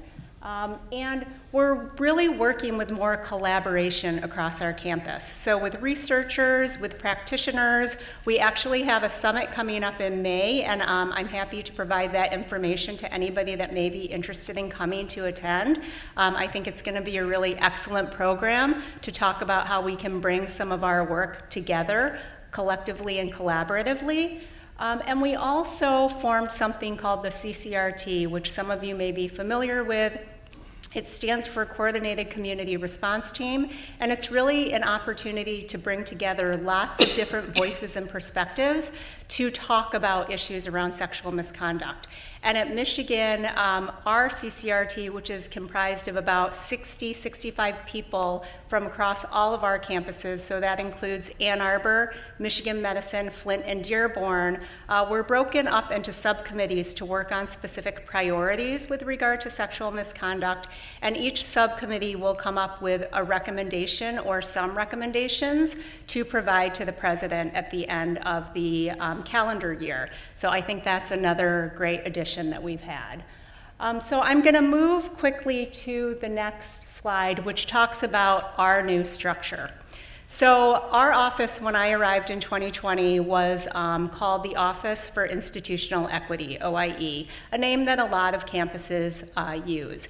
And there were many great things about it. It was functioning well enough at that time. And one of the important things that we have maintained through our restructure is an office that combines all of the areas of civil rights, which I think is important, because oftentimes we do have situations with cross complaints or cross issues. And so it makes it difficult when somebody has to navigate which office to go to.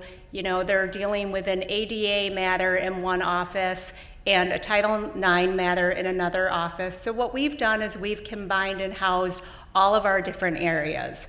So as you will see, oops, I'm going to try to use the pointer. Not well. Okay.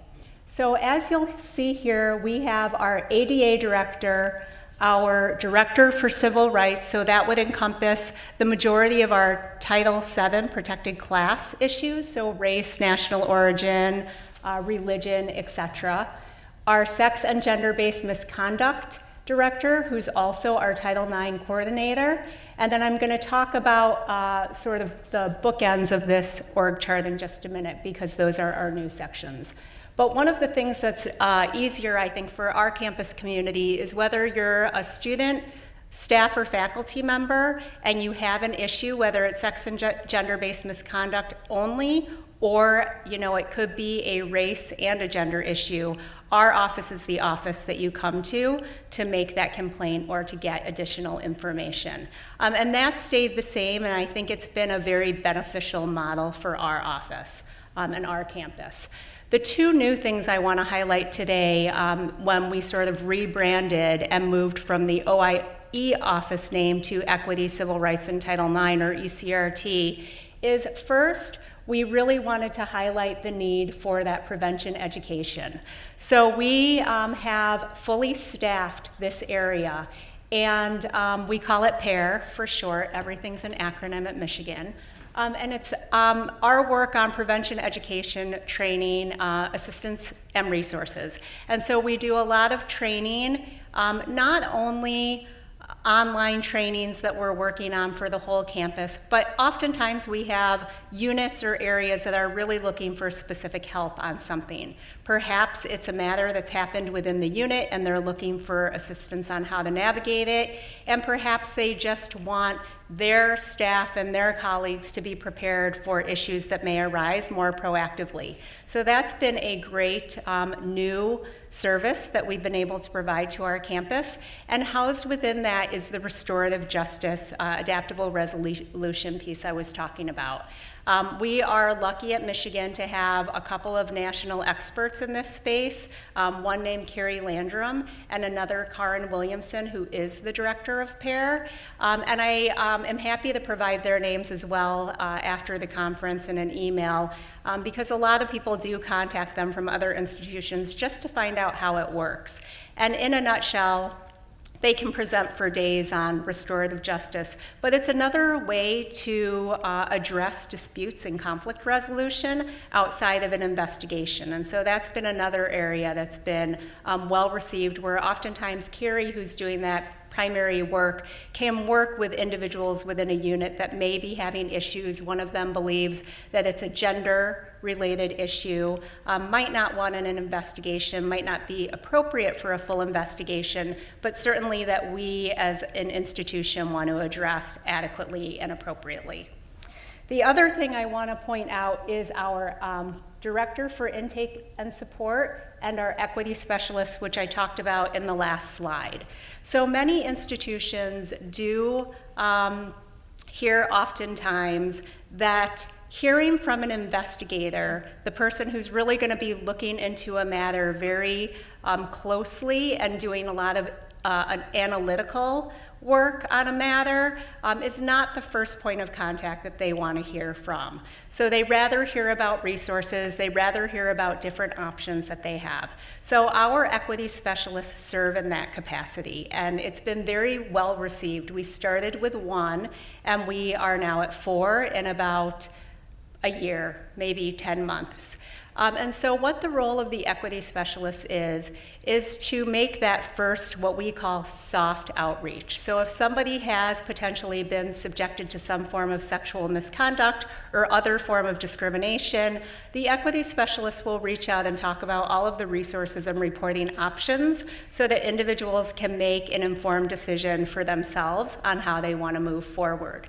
The equity specialist will then stay with both parties. They don't represent or advocate for either one, but they're impartial, and they'll support both parties and any witness throughout the process. So whether it's an investigation or restorative justice alternative, adaptable resolution, they will make sure that individuals feel supported and have the resources they need. Sometimes that looks like an academic modification. So for example, one of the parties may say, I'm really struggling, I have an exam coming up, could you help me work with my instructor to perhaps get an extension?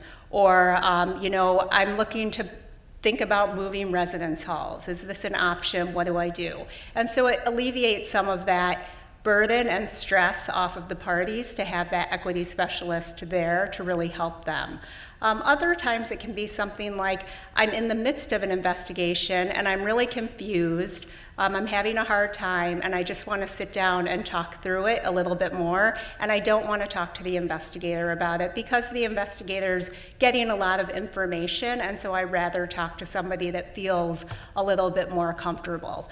And so that's been a great model. I know other institutions across the country are starting to have similar positions. Some people call them intake coordinators, intake specialists, but it's essentially the same type of role. So I could go on and on about our office, but those are some of the significant changes that we've made that we so far are really seeing some success with.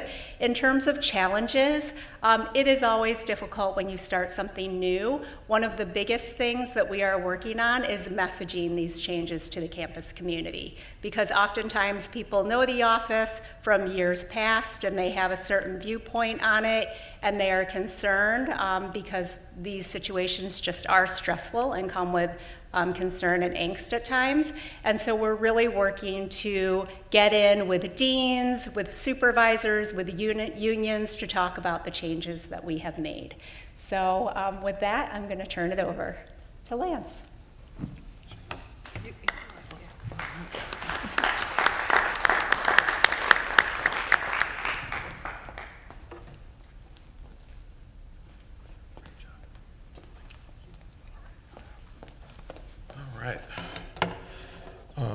Welcome, ladies and gentlemen. My name is Lance Houston. I'm the Title IX Coordinator and Director of Equity and Compliance for Adelphi University. And it's my honor to be here today. So I'll get right to the point. I believe that the future of Title IX is litigation. I believe that the future of Title IX in particular revolves around a couple of key issues. Number one, we know that from the proposed rules that, again, these are proposed rules, that the Title IX coordinator can serve as the investigator and decision maker. I think that invites litigation. As well, when it comes to the Title IX coordinator delivering to the respondent a summary of the evidence, I think that also invites litigation. But particular to this program today, I think the most important issue around litigation around Title IX involves collective bargaining. And so in particular, your right as a local campus union, your right to a duty to bargain, mandatory subjects of bargaining. And that's what we're going to talk about today in a very short, brief history. So I'll give you a very condensed legal history. I don't want to go into the full thing while we're here. I only have 10 minutes, and I think right now I'm down to 9, so I'll be kind of quick. But essentially, in NLRB versus Katz on 1962, we know that the Supreme Court said that you have a duty to meet, the employer has a duty to meet and confer in good faith with wages, hours, and other terms and conditions of employment. Another Supreme Court case, First National, 1981, the Supreme Court broke down in very particular terms the ways that we define work in our society. One of those ways was with work rules. Again, 1981, because they have a special relationship to the nature of the relationship to the employer. Thirdly, we know that from the NLRB and with precedent that those work rules I just spoke of include employee discipline, anti-discrimination policies, grievance procedures, and the like. Ladies and gentlemen, Title IX policy on your campus is a first national work rule. And that is the point of my presentation today. So what does that mean? What does that mean? So when it comes down to your right as a campus labor union or even administration to discuss or bring to the table the issue of this Title IX work rule, what is it? It means that when it comes to the decision around preponderance of the evidence or clear and convincing evidence on your campus, that is a choice to be made, a choice to be bargained, not for a unilateral decision around that issue. Now, we know that from my research, and you have I think you have access to the copy of that research included in the set. We know that from around the country, there are different universities that bargain this issue, from Harvard and Yale and Princeton to others who make no mention of it at all. But in my research, I found that with regard to the duty to bargain, the preponderance of the evidence standard versus clear and convincing, that most contracts do not speak to this issue. I'm talking public safety labor contracts, clerical union contracts, admin staff union contracts. Don't make an issue or don't at least address what that means for the campus.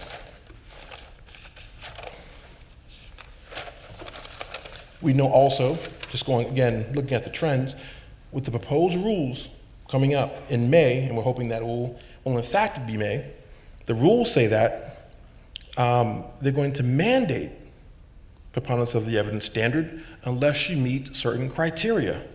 That is, that your all other proceedings, including complaint procedures, are at the same standard. If they are, if they do in fact, are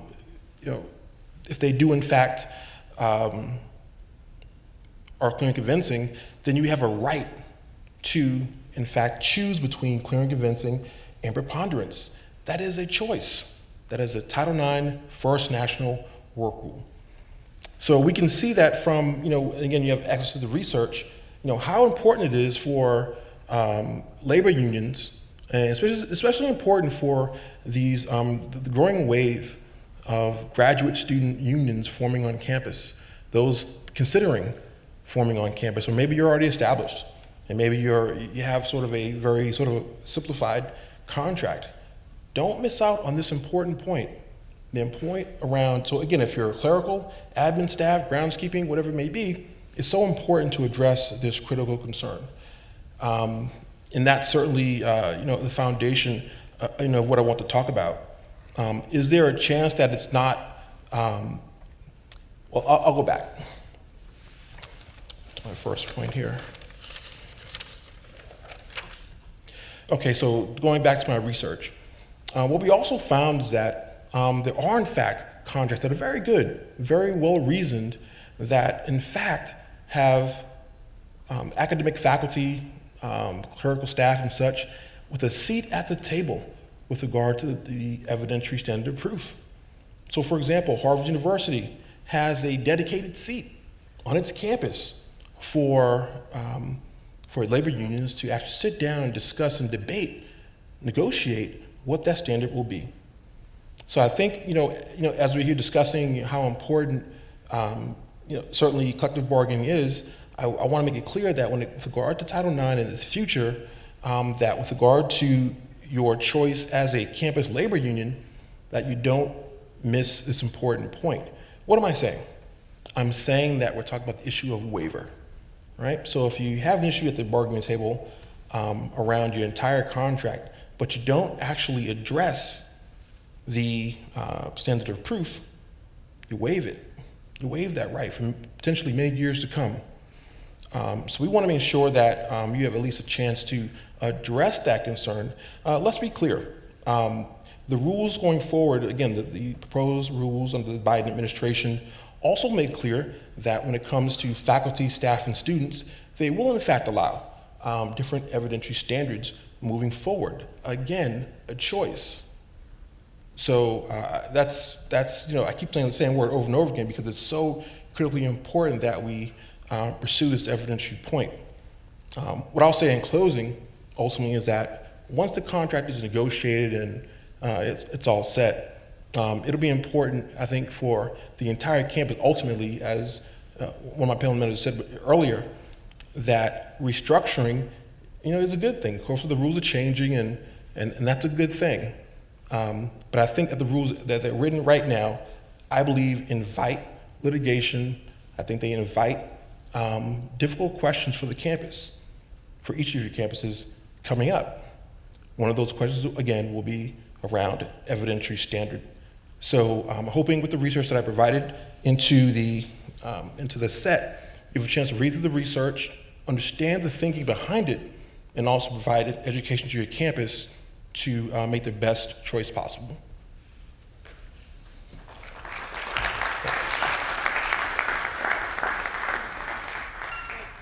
Thanks so much.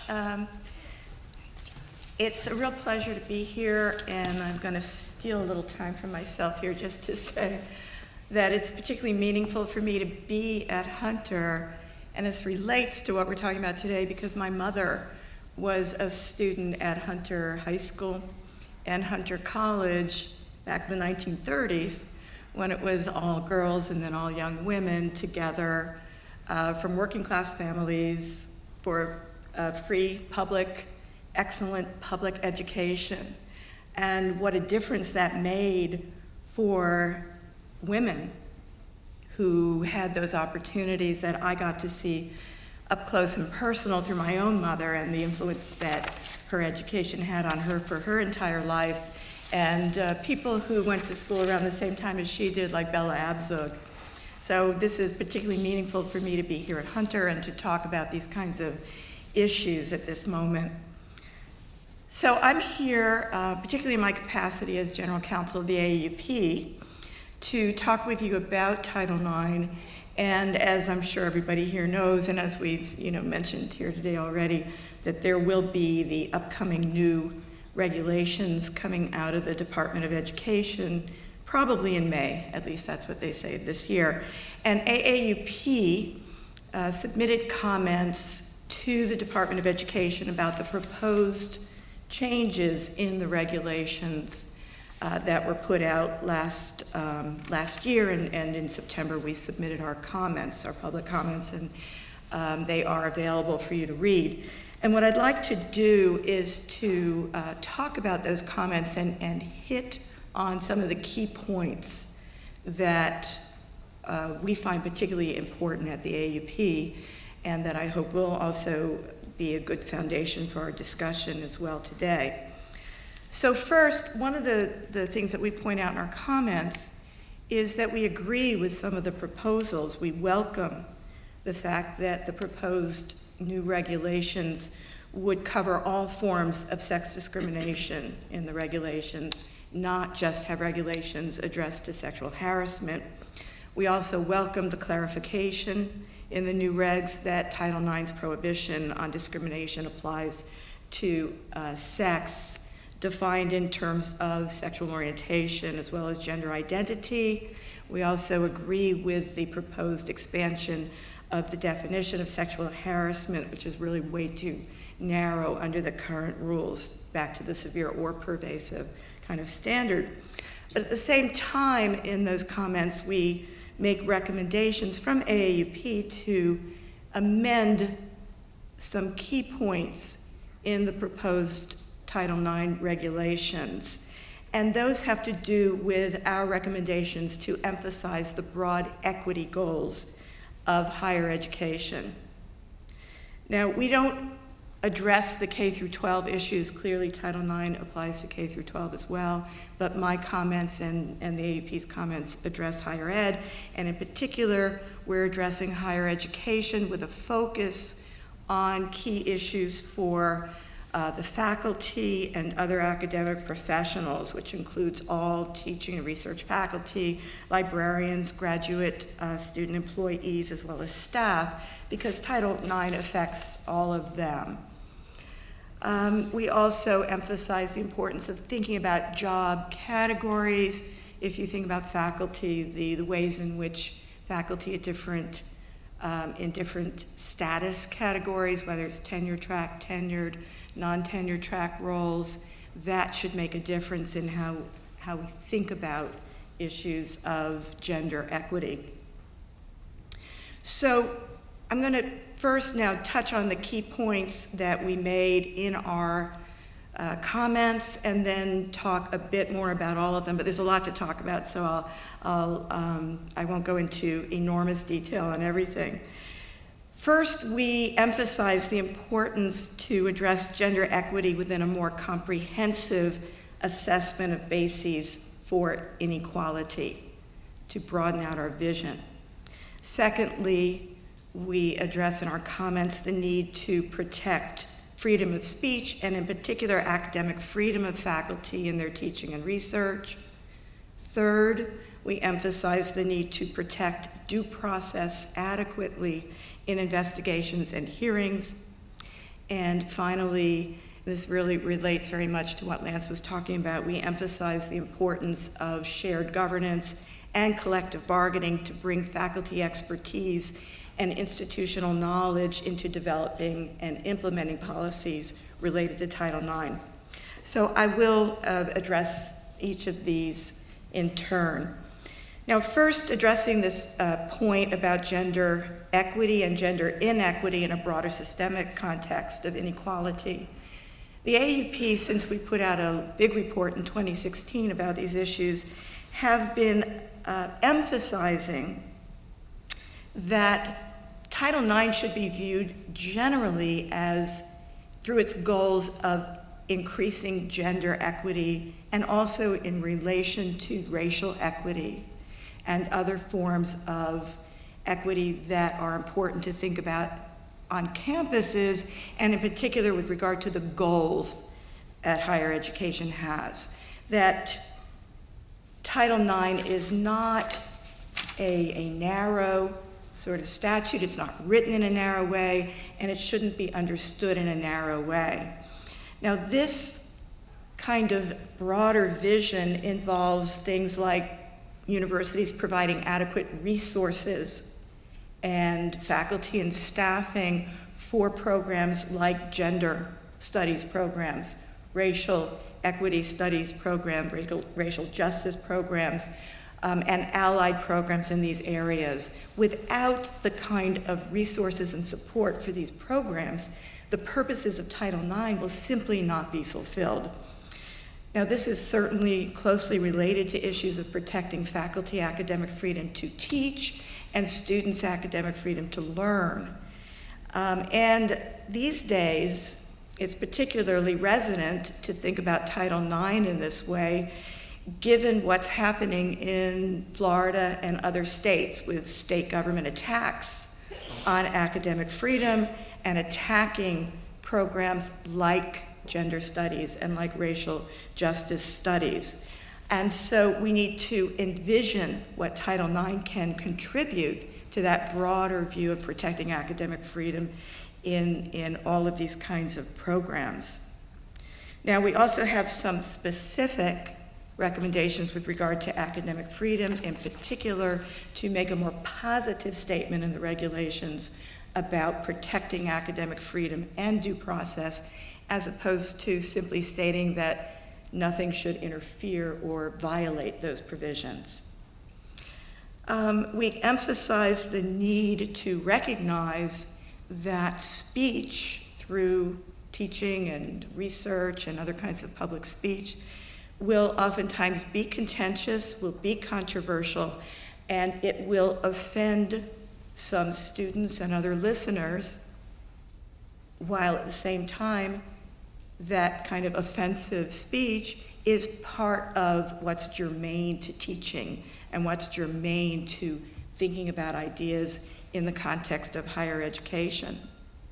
And it's so important for us to recognize that Title IX should distinguish between unprotected conduct and unprotected speech, for example, sexual harassment, as opposed to protected speech that is part of our teaching and research mission. And once again, at this moment, it's particularly resonant to be cognizant of these distinctions, given what's happened in places like Hamline University and the sort of attacks that faculty who teach in areas that may be considered controversial are being undermined by administrations simply jumping the gun. And in Hamline University, where the faculty member showed a painting in her art history class with regard to an image, which had an image of Muhammad, that she was attacked and accused of being Islamophobic by the administration because of a student complaint where the student found the image offensive. This is not sex discrimination or sexual harassment, but it relates to other kinds of statutes like Title VI with regard to race discrimination. We have to distinguish between protected speech and academic freedom as opposed to unprotected speech crossing a line into harassment. I also want to point out, and I think I have just a few minutes. About 2 more minutes. 2 more minutes. Boy, it goes fast when you're the one talking. So I want to just touch on several points that perhaps we can have more discussion on in the Q&A and hearing your comments. And one of those relates to academic freedom in terms of the importance of our relationship with students, faculty and student relationships. The current regulations do not mandate or do not require universities to have mandatory reporters cover all faculty and all staff. Many universities do that, but it's not required under the current regulations. The proposed regulations would require basically all people who teach to be mandatory reporters, to report to the Title IX coordinator anytime that they hear something that may be sexual harassment or sex discrimination that students have experienced. And our position has long been from the AUP, and it continues to be, that this is an ill-advised and in fact destructive kind of mandate or requirement, because it really undermines our relationships with our students, and it undermines the students' trust in being able to come to talk to faculty, many of whom will be faculty who are women, people of color, that the students trust and wish to speak to. And so our position is that, in fact, the regs should be changed to prohibit those kinds of blanket requirements for being mandated reporters, and instead adopt policies like the University of Oregon has, which was developed through faculty governance, that has designated reporters who should be reporting when they have authority to correct a situation, as opposed to most faculty who would be in a position to assist students without having to report on them if the students wish to maintain confidentiality about their information. So in, I guess, my last minute? Your last minute. In my last minute, I will just touch very lightly on the due process piece, and then relate it as well to faculty governance and collective bargaining. The proposed regulations are very different from the current regulations. The current regulations have due process provisions that require a live hearing to be provided where there's a complaint, and either the complainant or the respondent wishes to have a live hearing to test the evidence, to hear the evidence. This is, of course, after an investigation, and to have a decision maker at that point, a panel, make a decision on a complaint. The new proposed regulations would not require a live hearing, and in fact would really water down the due process provisions in important ways. And so 2 key points that I'll identify is, one, the the current situation, the current regs, which provide that you cannot have a single investigator model where the investigator is also the decision maker, that prohibition should remain in place. The new regs would allow for the investigator to also make a decision, and we think that undermines reliability, and it can really enforce or reinforce even unintentional biases that may occur. And our position also is that in the interests of reliability and fairness for everybody involved, complainants, respondents, all people who may be involved, that the right to a live hearing, if either complainant or respondent asks for it, should be kept in place. And that for faculty governance and collective bargaining, that should be a very robust part of creating these policies, including the due process provisions. And thank you very much.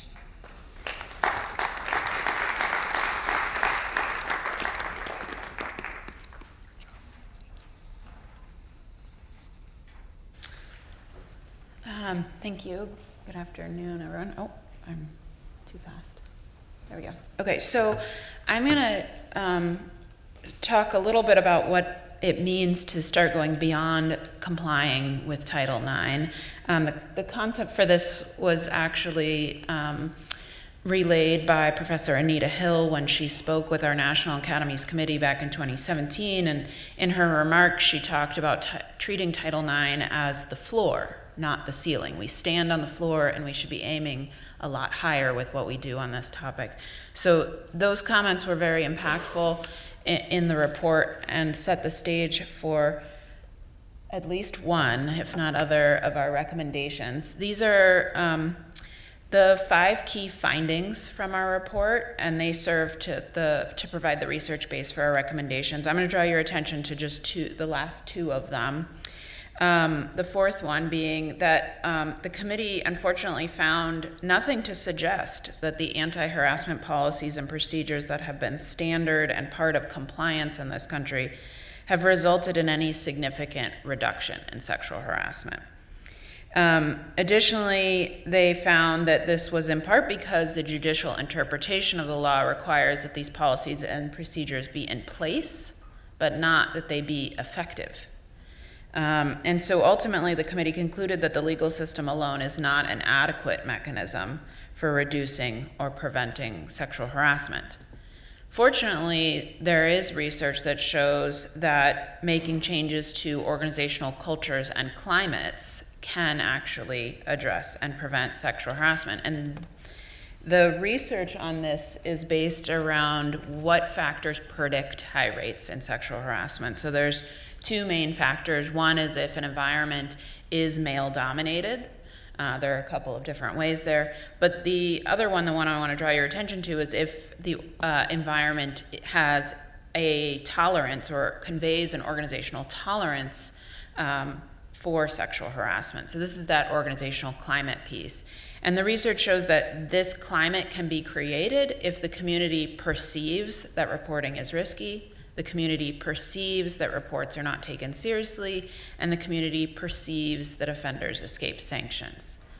Unfortunately, it is this organizational climate that is by far the greatest predictor of high rates of sexual harassment in environments.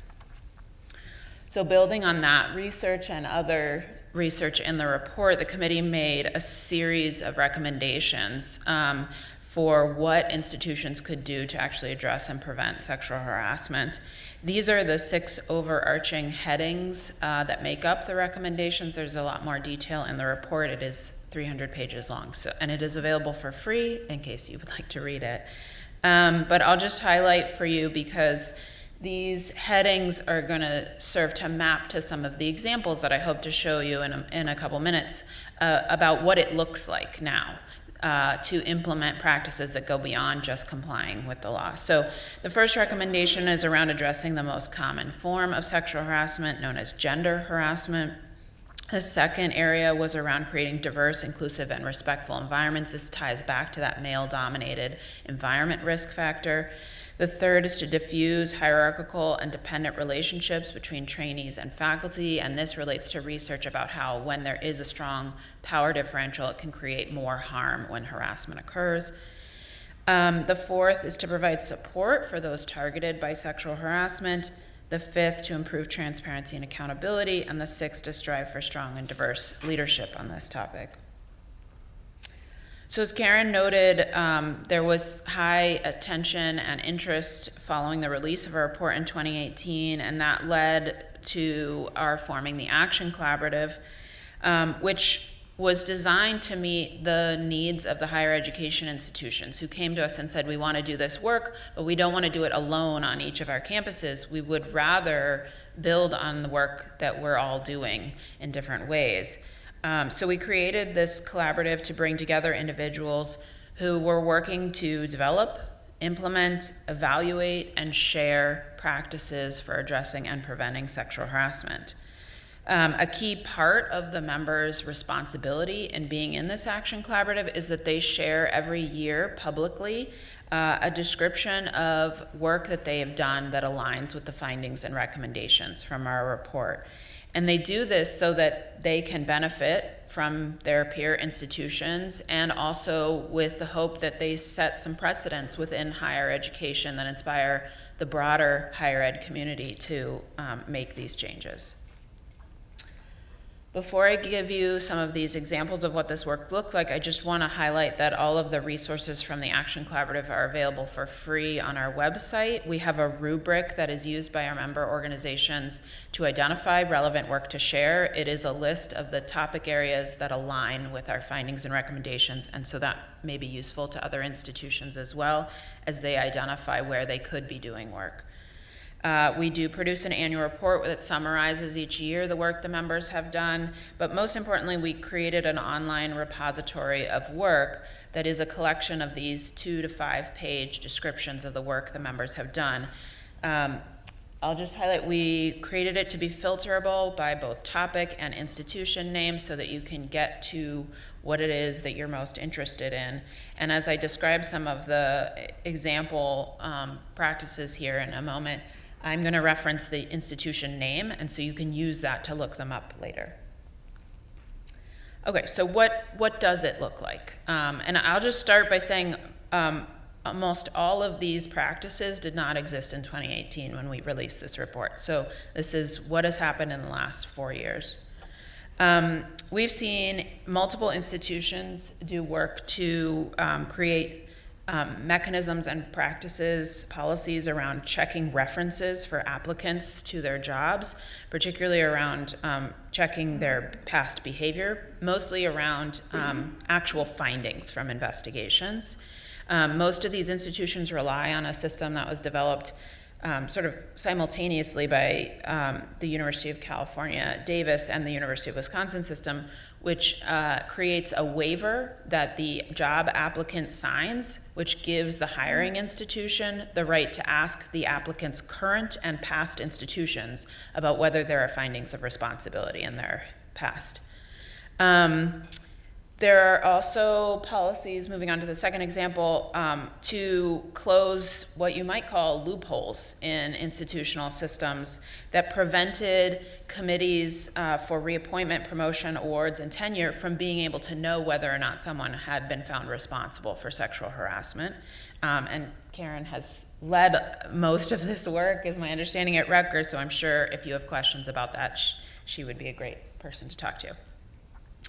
There have been also efforts to increase transparency around the range of disciplinary actions and how those decisions are made. This example from the University of Minnesota relates to a document that they produce that lays out the principles by which disciplinary actions are mapped to the severity of the behavior, how they maintain some consistency across institutions, and it mainly was set up to address the concern among the community that they didn't have any information about how these disciplinary actions were taken and whether, the case the discipline in this case was on par with the discipline in another case. So there was a lot of lack of trust in the system, and this was an effort to kind of build that trust and be more transparent about what is used. There's also been efforts around anonymous disclosure and reporting systems, and also the use of ombuds offices, which help survivors to timestamp and take notes on their experience without the pressure of needing to proceed into a formal investigation right away. Efforts around creating customizable anti-retaliation plans, and I would actually describe this as really an effort around preventing retaliation, whereas a lot of institutions want to just tell everyone, don't retaliate, it's illegal, and then wait to see what happens. This is actually an effort in which survivors come to them and say, this is the type of retaliation I'm most afraid of, and the institution develops a plan to try to insulate them from that. There's also, I know we spoke a little bit at the beginning about restorative justice. This is kind of a slightly different take on restorative justice practices. This is an effort to try to restore the what might have been had that student not been disrupted by sexual harassment. So in this case, the University of Washington Title IX officer and one of the survivors from an instance several years back came together, and this survivor was a graduate student. She was partway through writing her dissertation when the harassment occurred, and she ended up having to leave the institution because she didn't feel she could continue. But they came back together years later. This was a new Title IX officer who was not around when the first harassment was experienced, and they proceeded with a process of allowing her to finish her dissertation. They formed a new committee, worked with that committee, and gave her the chance to defend, which she successfully did. So that's just, well beyond what is required by the law. The last two examples here are one about reducing power differentials, and I'll just note that when we first started talking about this in 2018, most institutions, people on campus would go, oh, that's a problem for the federal funders of research. It's all about that PI and grant status, and we can't do much about it. But I want to highlight both of these examples because both MIT and Vanderbilt did not let that stop them. They looked inside their internal systems and asked the question of what about their systems was reinforcing this strong power differential. So MIT has created now an institution-wide, it started at the department level, source of independent funding to allow students to transition from one advisor to another. Basically means that they get one semester of funding if they need to leave their advisor. They do not have to file a formal report or go in through an investigation in order to access these funds. In the case of Vanderbilt, they looked at a program that they had in one of their science departments where students were being directly admitted by one faculty member to work with them. So there was no committee within the department that was reviewing things. It meant the students felt more isolated. They were not going through orientation with all the other graduate students. And so they redesigned that program to give the students a bit more access into a peer network and to have additional faculty members that would work with them. And then lastly, this example from the University of California, Santa Cruz is one in which they created a proactive plan based on the various scenarios that could play out after a graduate student experiences harassment. For instance, who's going to write their letters of recommendation? What's going to happen if they need to drop a class, but they have a visa status, and now that's in jeopardy? So they ran through all these scenarios, identified potential solutions, and identified positions within the institution that would become responsible for this. A very proactive approach that also was transparent in that it gave the graduate students that information up front so they could know what resources would be available to them. So I'm going to stop there. There's plenty of other work within the Action Collaborative, but I tried to focus on the ones that look very much like going beyond Title IX compliance.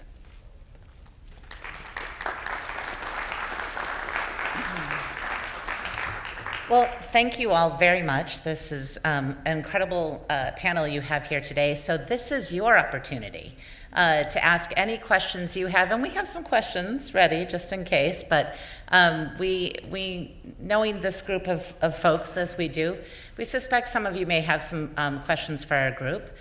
So please feel free. I think we have the microphone set up for, and it's hard to see you up here. We have the microphones. We do have the microphones set up. So if you raise your hand, I think someone will bring you a microphone. I'm looking to the back. Yes, someone will bring you a microphone if you raise your hand and want to speak.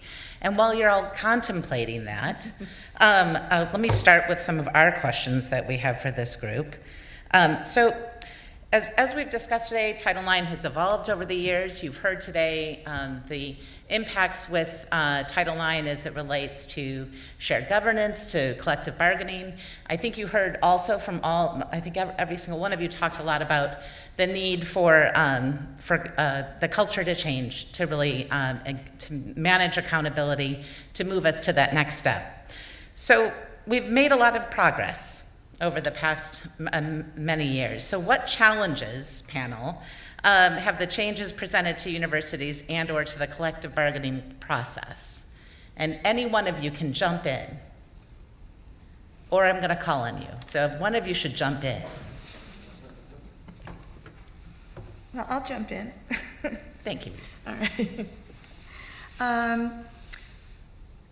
Well, I think that one of the challenges in regard to collective bargaining, shared governance, relates to the way in which universities themselves have changed over time under this kind of corporatized structure that we're living in right now, with universities being far more hierarchical, top-down, as opposed to more democratic in the way that shared governance has worked when it's worked very well.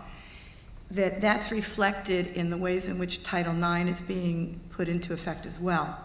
So that one of the things that is really important, and AUP's position is clear on this as well, is that rather than a Title IX office being viewed as or created as a very separate kind of office on campus where you have non-faculty members, non-faculty staff who are part of that office carrying out the work, separate from faculty, that governance, shared governance, and that includes faculty senates and other kinds of shared governance, as well as collective bargaining, which is part of that kind of shared governance vision that can coexist and does coexist with things like faculty senates, that the faculty expertise and the faculty rights to engage in governance should be made part of this entire process of creating policies, implementing policies, deciding through negotiations with the administration, whether it's shared governance or collective bargaining, about what the due process provisions should be like, and to really envision Title IX as part of that whole governance process rather than separate. And I want to emphasize that what I've heard from my colleagues here, which I want to repeat, is that Title IX is a floor, not a ceiling. And so even if the regs are changed in ways, for example, that I think an AUP views as not appropriately robust with regard to due process, it's through governance and collective bargaining, as Lance is pointing out, that can also be strengthened. Anyone else from the panel? I would say one of the challenges, or I would reframe it as revelations coming out of, I think, our 2018 report, was around the power of this concept of organizational climate. We like to think that if we put out rules and we say what is going to be done, how things are going to be handled, then that will convey to the community that is the belief and that's how things will work. That is actually the organizational culture, those like very official statements and policies. The organizational climate is how people live and experience the environment on a day-to-day basis. So it's more about how does the community perceive what's going on, how do they experience it, what sort of conversations are happening at different groups and levels. And there has been an overly compliance-based approach for decades on this topic, and that has led to a very, by-the-book kind of approach. This shift to organizational climate has opened the door to not just Title IX officers and general counsels being held responsible for handling this issue, but department chairs, deans, university presidents and provosts, that it is part of their realm of responsibility in creating this climate where harassment is discouraged. And it's one of the key pieces of the Action Collaborative that makes our space rather unique, is that we bring together a whole range of different positions within a higher education institution to talk about this issue. So we have working groups. Karen is in one of them, and it includes general counsels, people in Karen's position, department chairs, and sometimes prevention specialists. So it's all across the board, and I think that's one of the challenges has been we've been too siloed on this topic. Thank you. I would agree with that. I think one of the challenges is that this is primarily compliance driven, and so there are a lot of rules and parameters that we have to follow, and it can be at times difficult to get around them. Sasha and I live in the 6th Circuit, and so cross-examination is here to stay.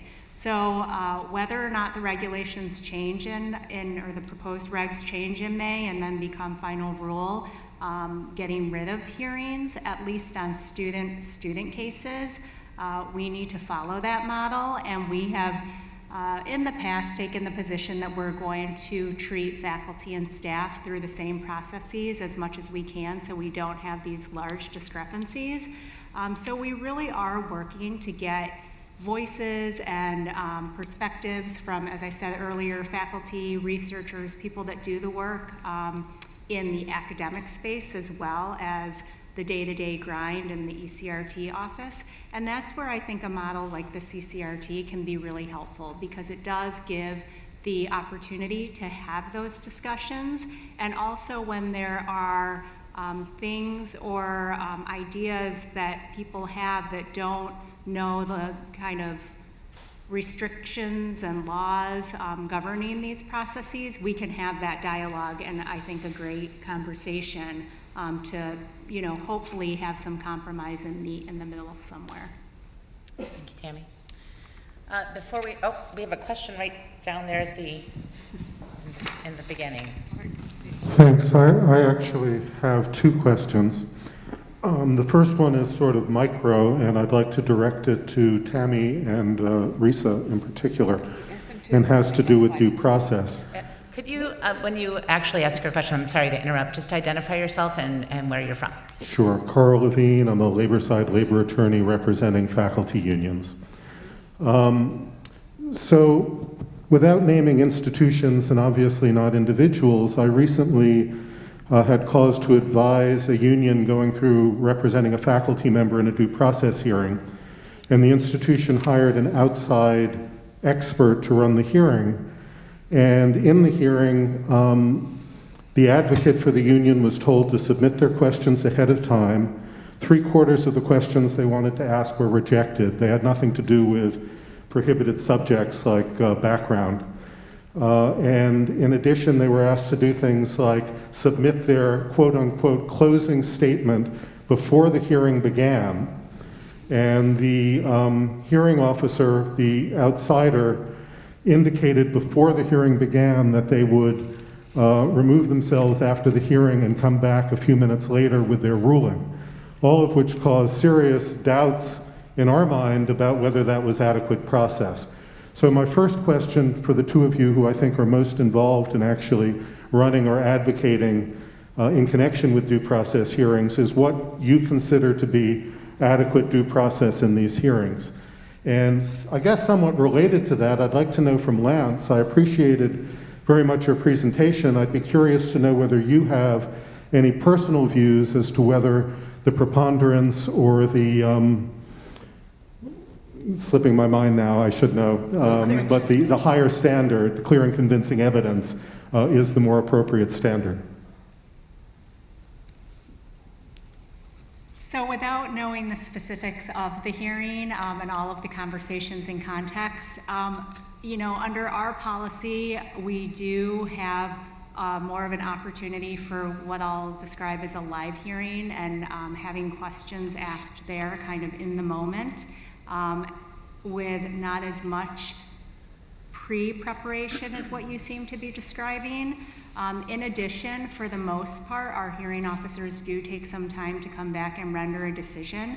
So I am not aware of a hearing that we've had so far where they have been able to come back with a full decision if both parties are participating. So of course we do sometimes have hearings where a party doesn't show up or a party shows up and decides they don't want to go through with a full hearing, where we still might have some contextual information that the hearing officer is going to hear and preside over. Those of course would be much more expeditious in terms of an outcome. So it's hard to comment on a specific hearing. I think in terms of adequate due process, we certainly want somebody who is going to be impartial, listening carefully to all of the evidence that's been presented by both parties, and to really take appropriate time, whatever that is for that particular external decision maker, to come back with a thoughtful decision. And certainly they should give both parties the opportunity to present relevant evidence, and that's where it can sometimes get tricky, because what one party might deem to be relevant, the hearing officer might make a decision based on other information that goes a different direction. But so long as they're providing both parties adequate opportunity after giving them notice of the specific claims to present information, that I think would fulfill the process requirement. Yeah, great, thanks. I'll just point out some sort of elements of due process that are important. The first is fairness, and the second is reliability. So those are, that creates at least a framework to think about what would adequate due process look like. It needs to serve interests of fairness and interests of reliability, and everybody should be interested in that, whether they're complainants, respondents, the institution, whoever's involved. As I said earlier, there are certain things that AEP's taken position on as not fulfilling due process, like the single investigator model, where you have the investigator and decision maker being the same person, which would be allowed under the new regs, is not currently permitted. And in general, what we're looking at as adequate due process and what AEP's position is everybody has an interest in having written notice of allegations, the right to the presence and participation of an advisor, the opportunity to review evidence and to present evidence, and to do that at a hearing if one party wishes to have it. It doesn't mean you have to have a hearing if the parties don't want to have one. And then also a written decision about whether the alleged misconduct has occurred, as well as a process for determining discipline. AEP's position is that the clear and convincing evidence is the appropriate standard because of the stakes that are in play there. This can be life-altering for a respondent who's charged, and that's true whether it's a student or a faculty or a staff member. This can be life-altering, whether it's a suspension, an expulsion for students, suspension or discharge for faculty or staff. These are huge stakes, and so we want to be able to have fair, reliable proceedings that present the evidence and test them in ways that we can rely on. And I can say more later if there's another question about that in terms of issues of bias, but I think I'll leave it at that. Oh, and then just to say, this is also the floor, not a ceiling piece, where governance and collective bargaining is essential to think about what will work in that particular campus, looking at different models of fairness and reliability, but fashioning it through the entire community coming together around it. Sure. So to answer your question, I do not have an opinion, a personal view on what standard should be, each school should choose for for its campus. I have no opinion on that, but I do have a huge opinion on how we arrive at that decision. I think a lot of times we, as I mentioned in my presentation, we leave out the clerical unions, we leave out the public safety unions, the groundskeeping unions, and we, and certainly, all the unions have a voice and a choice. This is critically important, but I believe that that is important for all members of the campus community, not just one particular group. But I want to say one important point. While I don't have a view of what the standard should be, I want to kind of remind everybody that pre-2020, back in the DCL 2011 days, we had universities that had a 0% responsibility finding through the investigations. We had universities that had a 100% responsibility findings and investigations. How is that possible? Not what's possible, no investigation, no standard. So yes, there needs to be a standard. Yes, there needs to be one that's arrived at collectively between the unions and the administration, but I do not have a view of what that standard should be. I think we have another question. Melissa Sortman, Director of Faculty Academic Staff Affairs at Michigan State. I would like, Fraser, this is a softball, but can you let people know how to get involved? Because I think if we do not deal with the water we are swimming in, we are never going to deal with the violations and the compliance and everything else.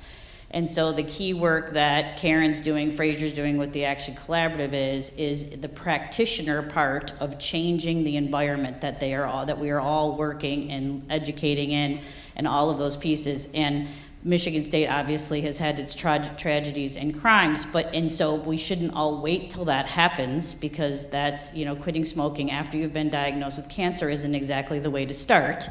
But that piece of the momentum to change is the key to actually making the compliance piece less of an issue, because we've dealt with the water that everybody is swimming in these higher ed institutions, which are some of the last bastions of saying you can't act like that here, or we don't allow that behavior here. And I think the important work of the Action Collaborative, Fraser, of how people can get involved and use those resources, because it is where the practitioner piece comes into play. And maybe, Tammy, what you're doing at U of M too on the prevention piece, but we sound like prevention means we're going to stop something versus the change of which you're going to make about what the working environment is. And it involves the unions and it involves academic governance.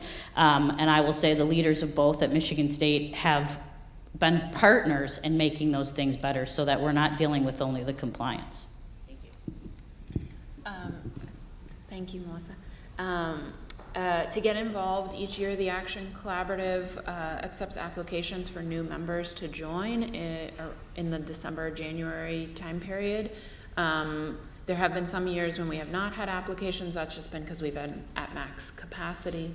And we keep the Action Collaborative constrained in order to facilitate collaboration well across the institutions. We do also have a partner network, which allows institutions to share some work they're doing on an annual basis, but without the time and financial resources that are involved with being a member. So that just means they are sharing and are wanting to be aware of the work the Action Collaborative members are doing, but it doesn't come with the same sort of bandwidth and financial and time resources. Tammy, did you want to comment? On the prevention work? Sure. Yeah, I think the reality is we'll never prevent sexual misconduct, unfortunately. But some of the things that we are working on with our prevention education is really empowering colleagues to speak up when they see something that they're not comfortable with.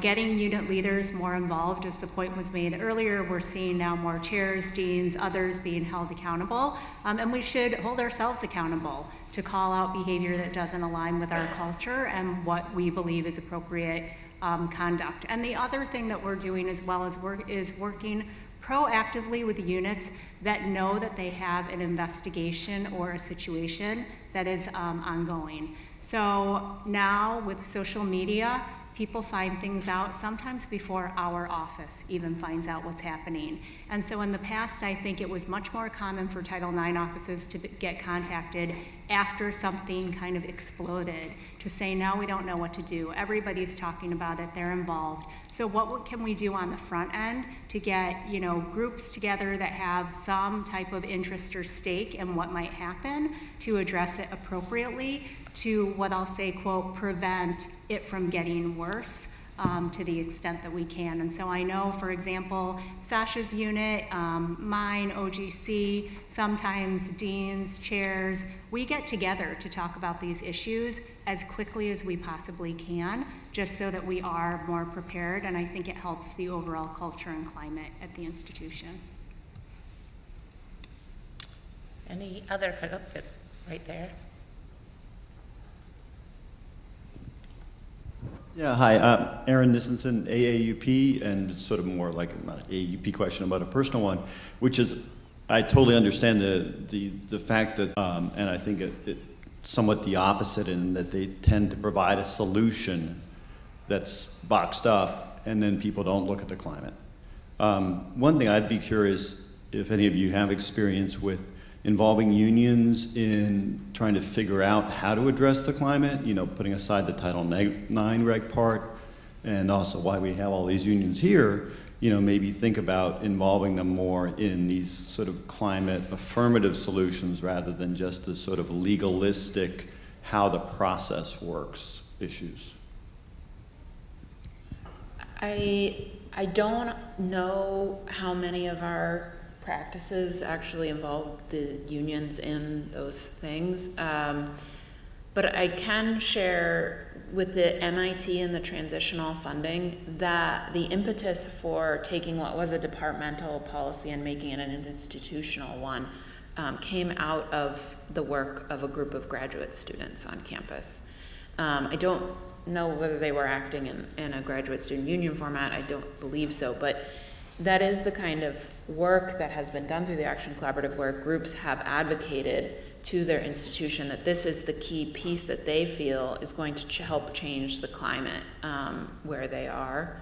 And I would say plenty of these examples are things that could be advocated for at an institution. I'm not an expert in collective bargaining, so I can't say for sure, but these are all things that could provide additional resources to individuals who may actually be the survivor and be part of a union. I think we have time for... Oh, can I just jump in a little sure. bit on Aaron's question? You know, I think that that question goes back to for me, the first point that I made and that AUP continues to make, which is to envision this as a broader equity issue about the goals of moving towards equity on campuses, gender equity, racial equity, the ways in which we know inequalities work, the way that the university is structured. And so most lawyers, I think, understand, as Aaron's expressing, as I'm expressing, and others are expressing, is that looking at this as a narrow legal question is not going to do it, right? I mean, that's not going to move towards those goals. And also looking at only sexual harassment is too narrow a vision of what Title IX is supposed to encourage us to do. And that's why I think it's the emphasis in not only collective bargaining, but also shared governance to say, how do we have a more democratic process where people come together and talk about these issues broadly? The climate issues, the cultural issues, but also what are we doing as an institution, if whatever campus one is in, to support the programs, academic programs and other programs that are addressing issues of inequity and inequalities. And so on the one hand, for a university to say, well, we care a lot about Title IX, but then they don't support gender studies and racial studies, or if it's a public campus, they give into a state government saying, oh, you know, we want you to cut back on your racial studies programs. You know, that is completely inconsistent with saying that you believe in the purposes of Title IX. I think we have time for one last question.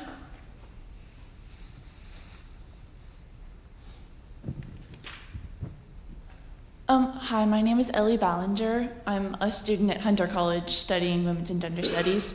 My question is mainly directed at Tammy, because you spoke about the growth of the ECRT and like the PAIR program, but it seems like a lot of the growth in education and support programs are directed at like the post-situational solutions, like how to report, how to deal with gender-based discrimination once it's already been done. But what is being done to prevent it, like at its source, like educating young men on how to not assault women, or like dangerous circumstances that they should be aware of in order to make that not happen in the first place, and educating professors on how to not discriminate based on gender before it's already been done. So in terms of a lot of the prevention efforts surrounding students, the University of Michigan has a long-standing office called the Sexual Assault Prevention and Awareness Center. And that office lives within student life, where a lot of that programming takes place and has been very successful. I think that started in the 80s, Sasha, around that time.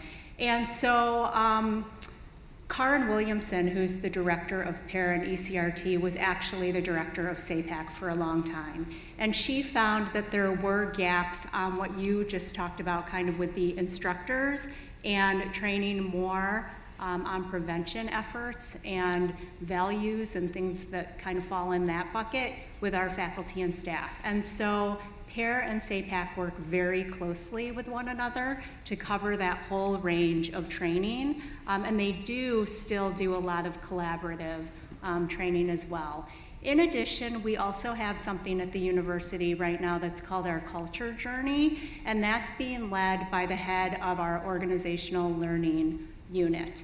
And that is really identifying values and being really proactive and sort of prevention focused on what we want our values to be, so that we don't have situations where there is rampant sexual harassment. You know, that we are working collectively as a community to address it from all of these different angles. So while PAIR doesn't do it in isolation, it's working with the Culture Journey, with unit leaders, you know, with SAPAC to cover as much ground as we can. And I think Tammy also mentioned some of the training that PAIR and others have done for individual units who request it, as well as individual units who come in and say, we may not have a case right now, an investigation happening, but we recognize that our climate, that we need help with our climate. And so some of the members of PAIR have come in to really help facilitate those conversations to get it to, you know, before you get to something that is an investigation and terrible, that we can have those conversations in advance, and that's important work that's occurring and that needs to occur. I think also I will just a plug, accountability and transparency is important, and it's certainly beginning slowly but surely making a change at our institution at the University of Michigan. Holding all of us accountable, I think, is very important. So I'd like to, before I release all of you and the panel, just say, if you want more of this, a little plug for a panel for tomorrow at 11 a.m. in the Roosevelt House. It's non-discrimination contract clauses, substance and procedures. So that's Tuesday, March 28th at 11 a.m. at the Roosevelt House. Panelists, thank you very much. All of you, thank you for coming. Enjoy the rest of the conference.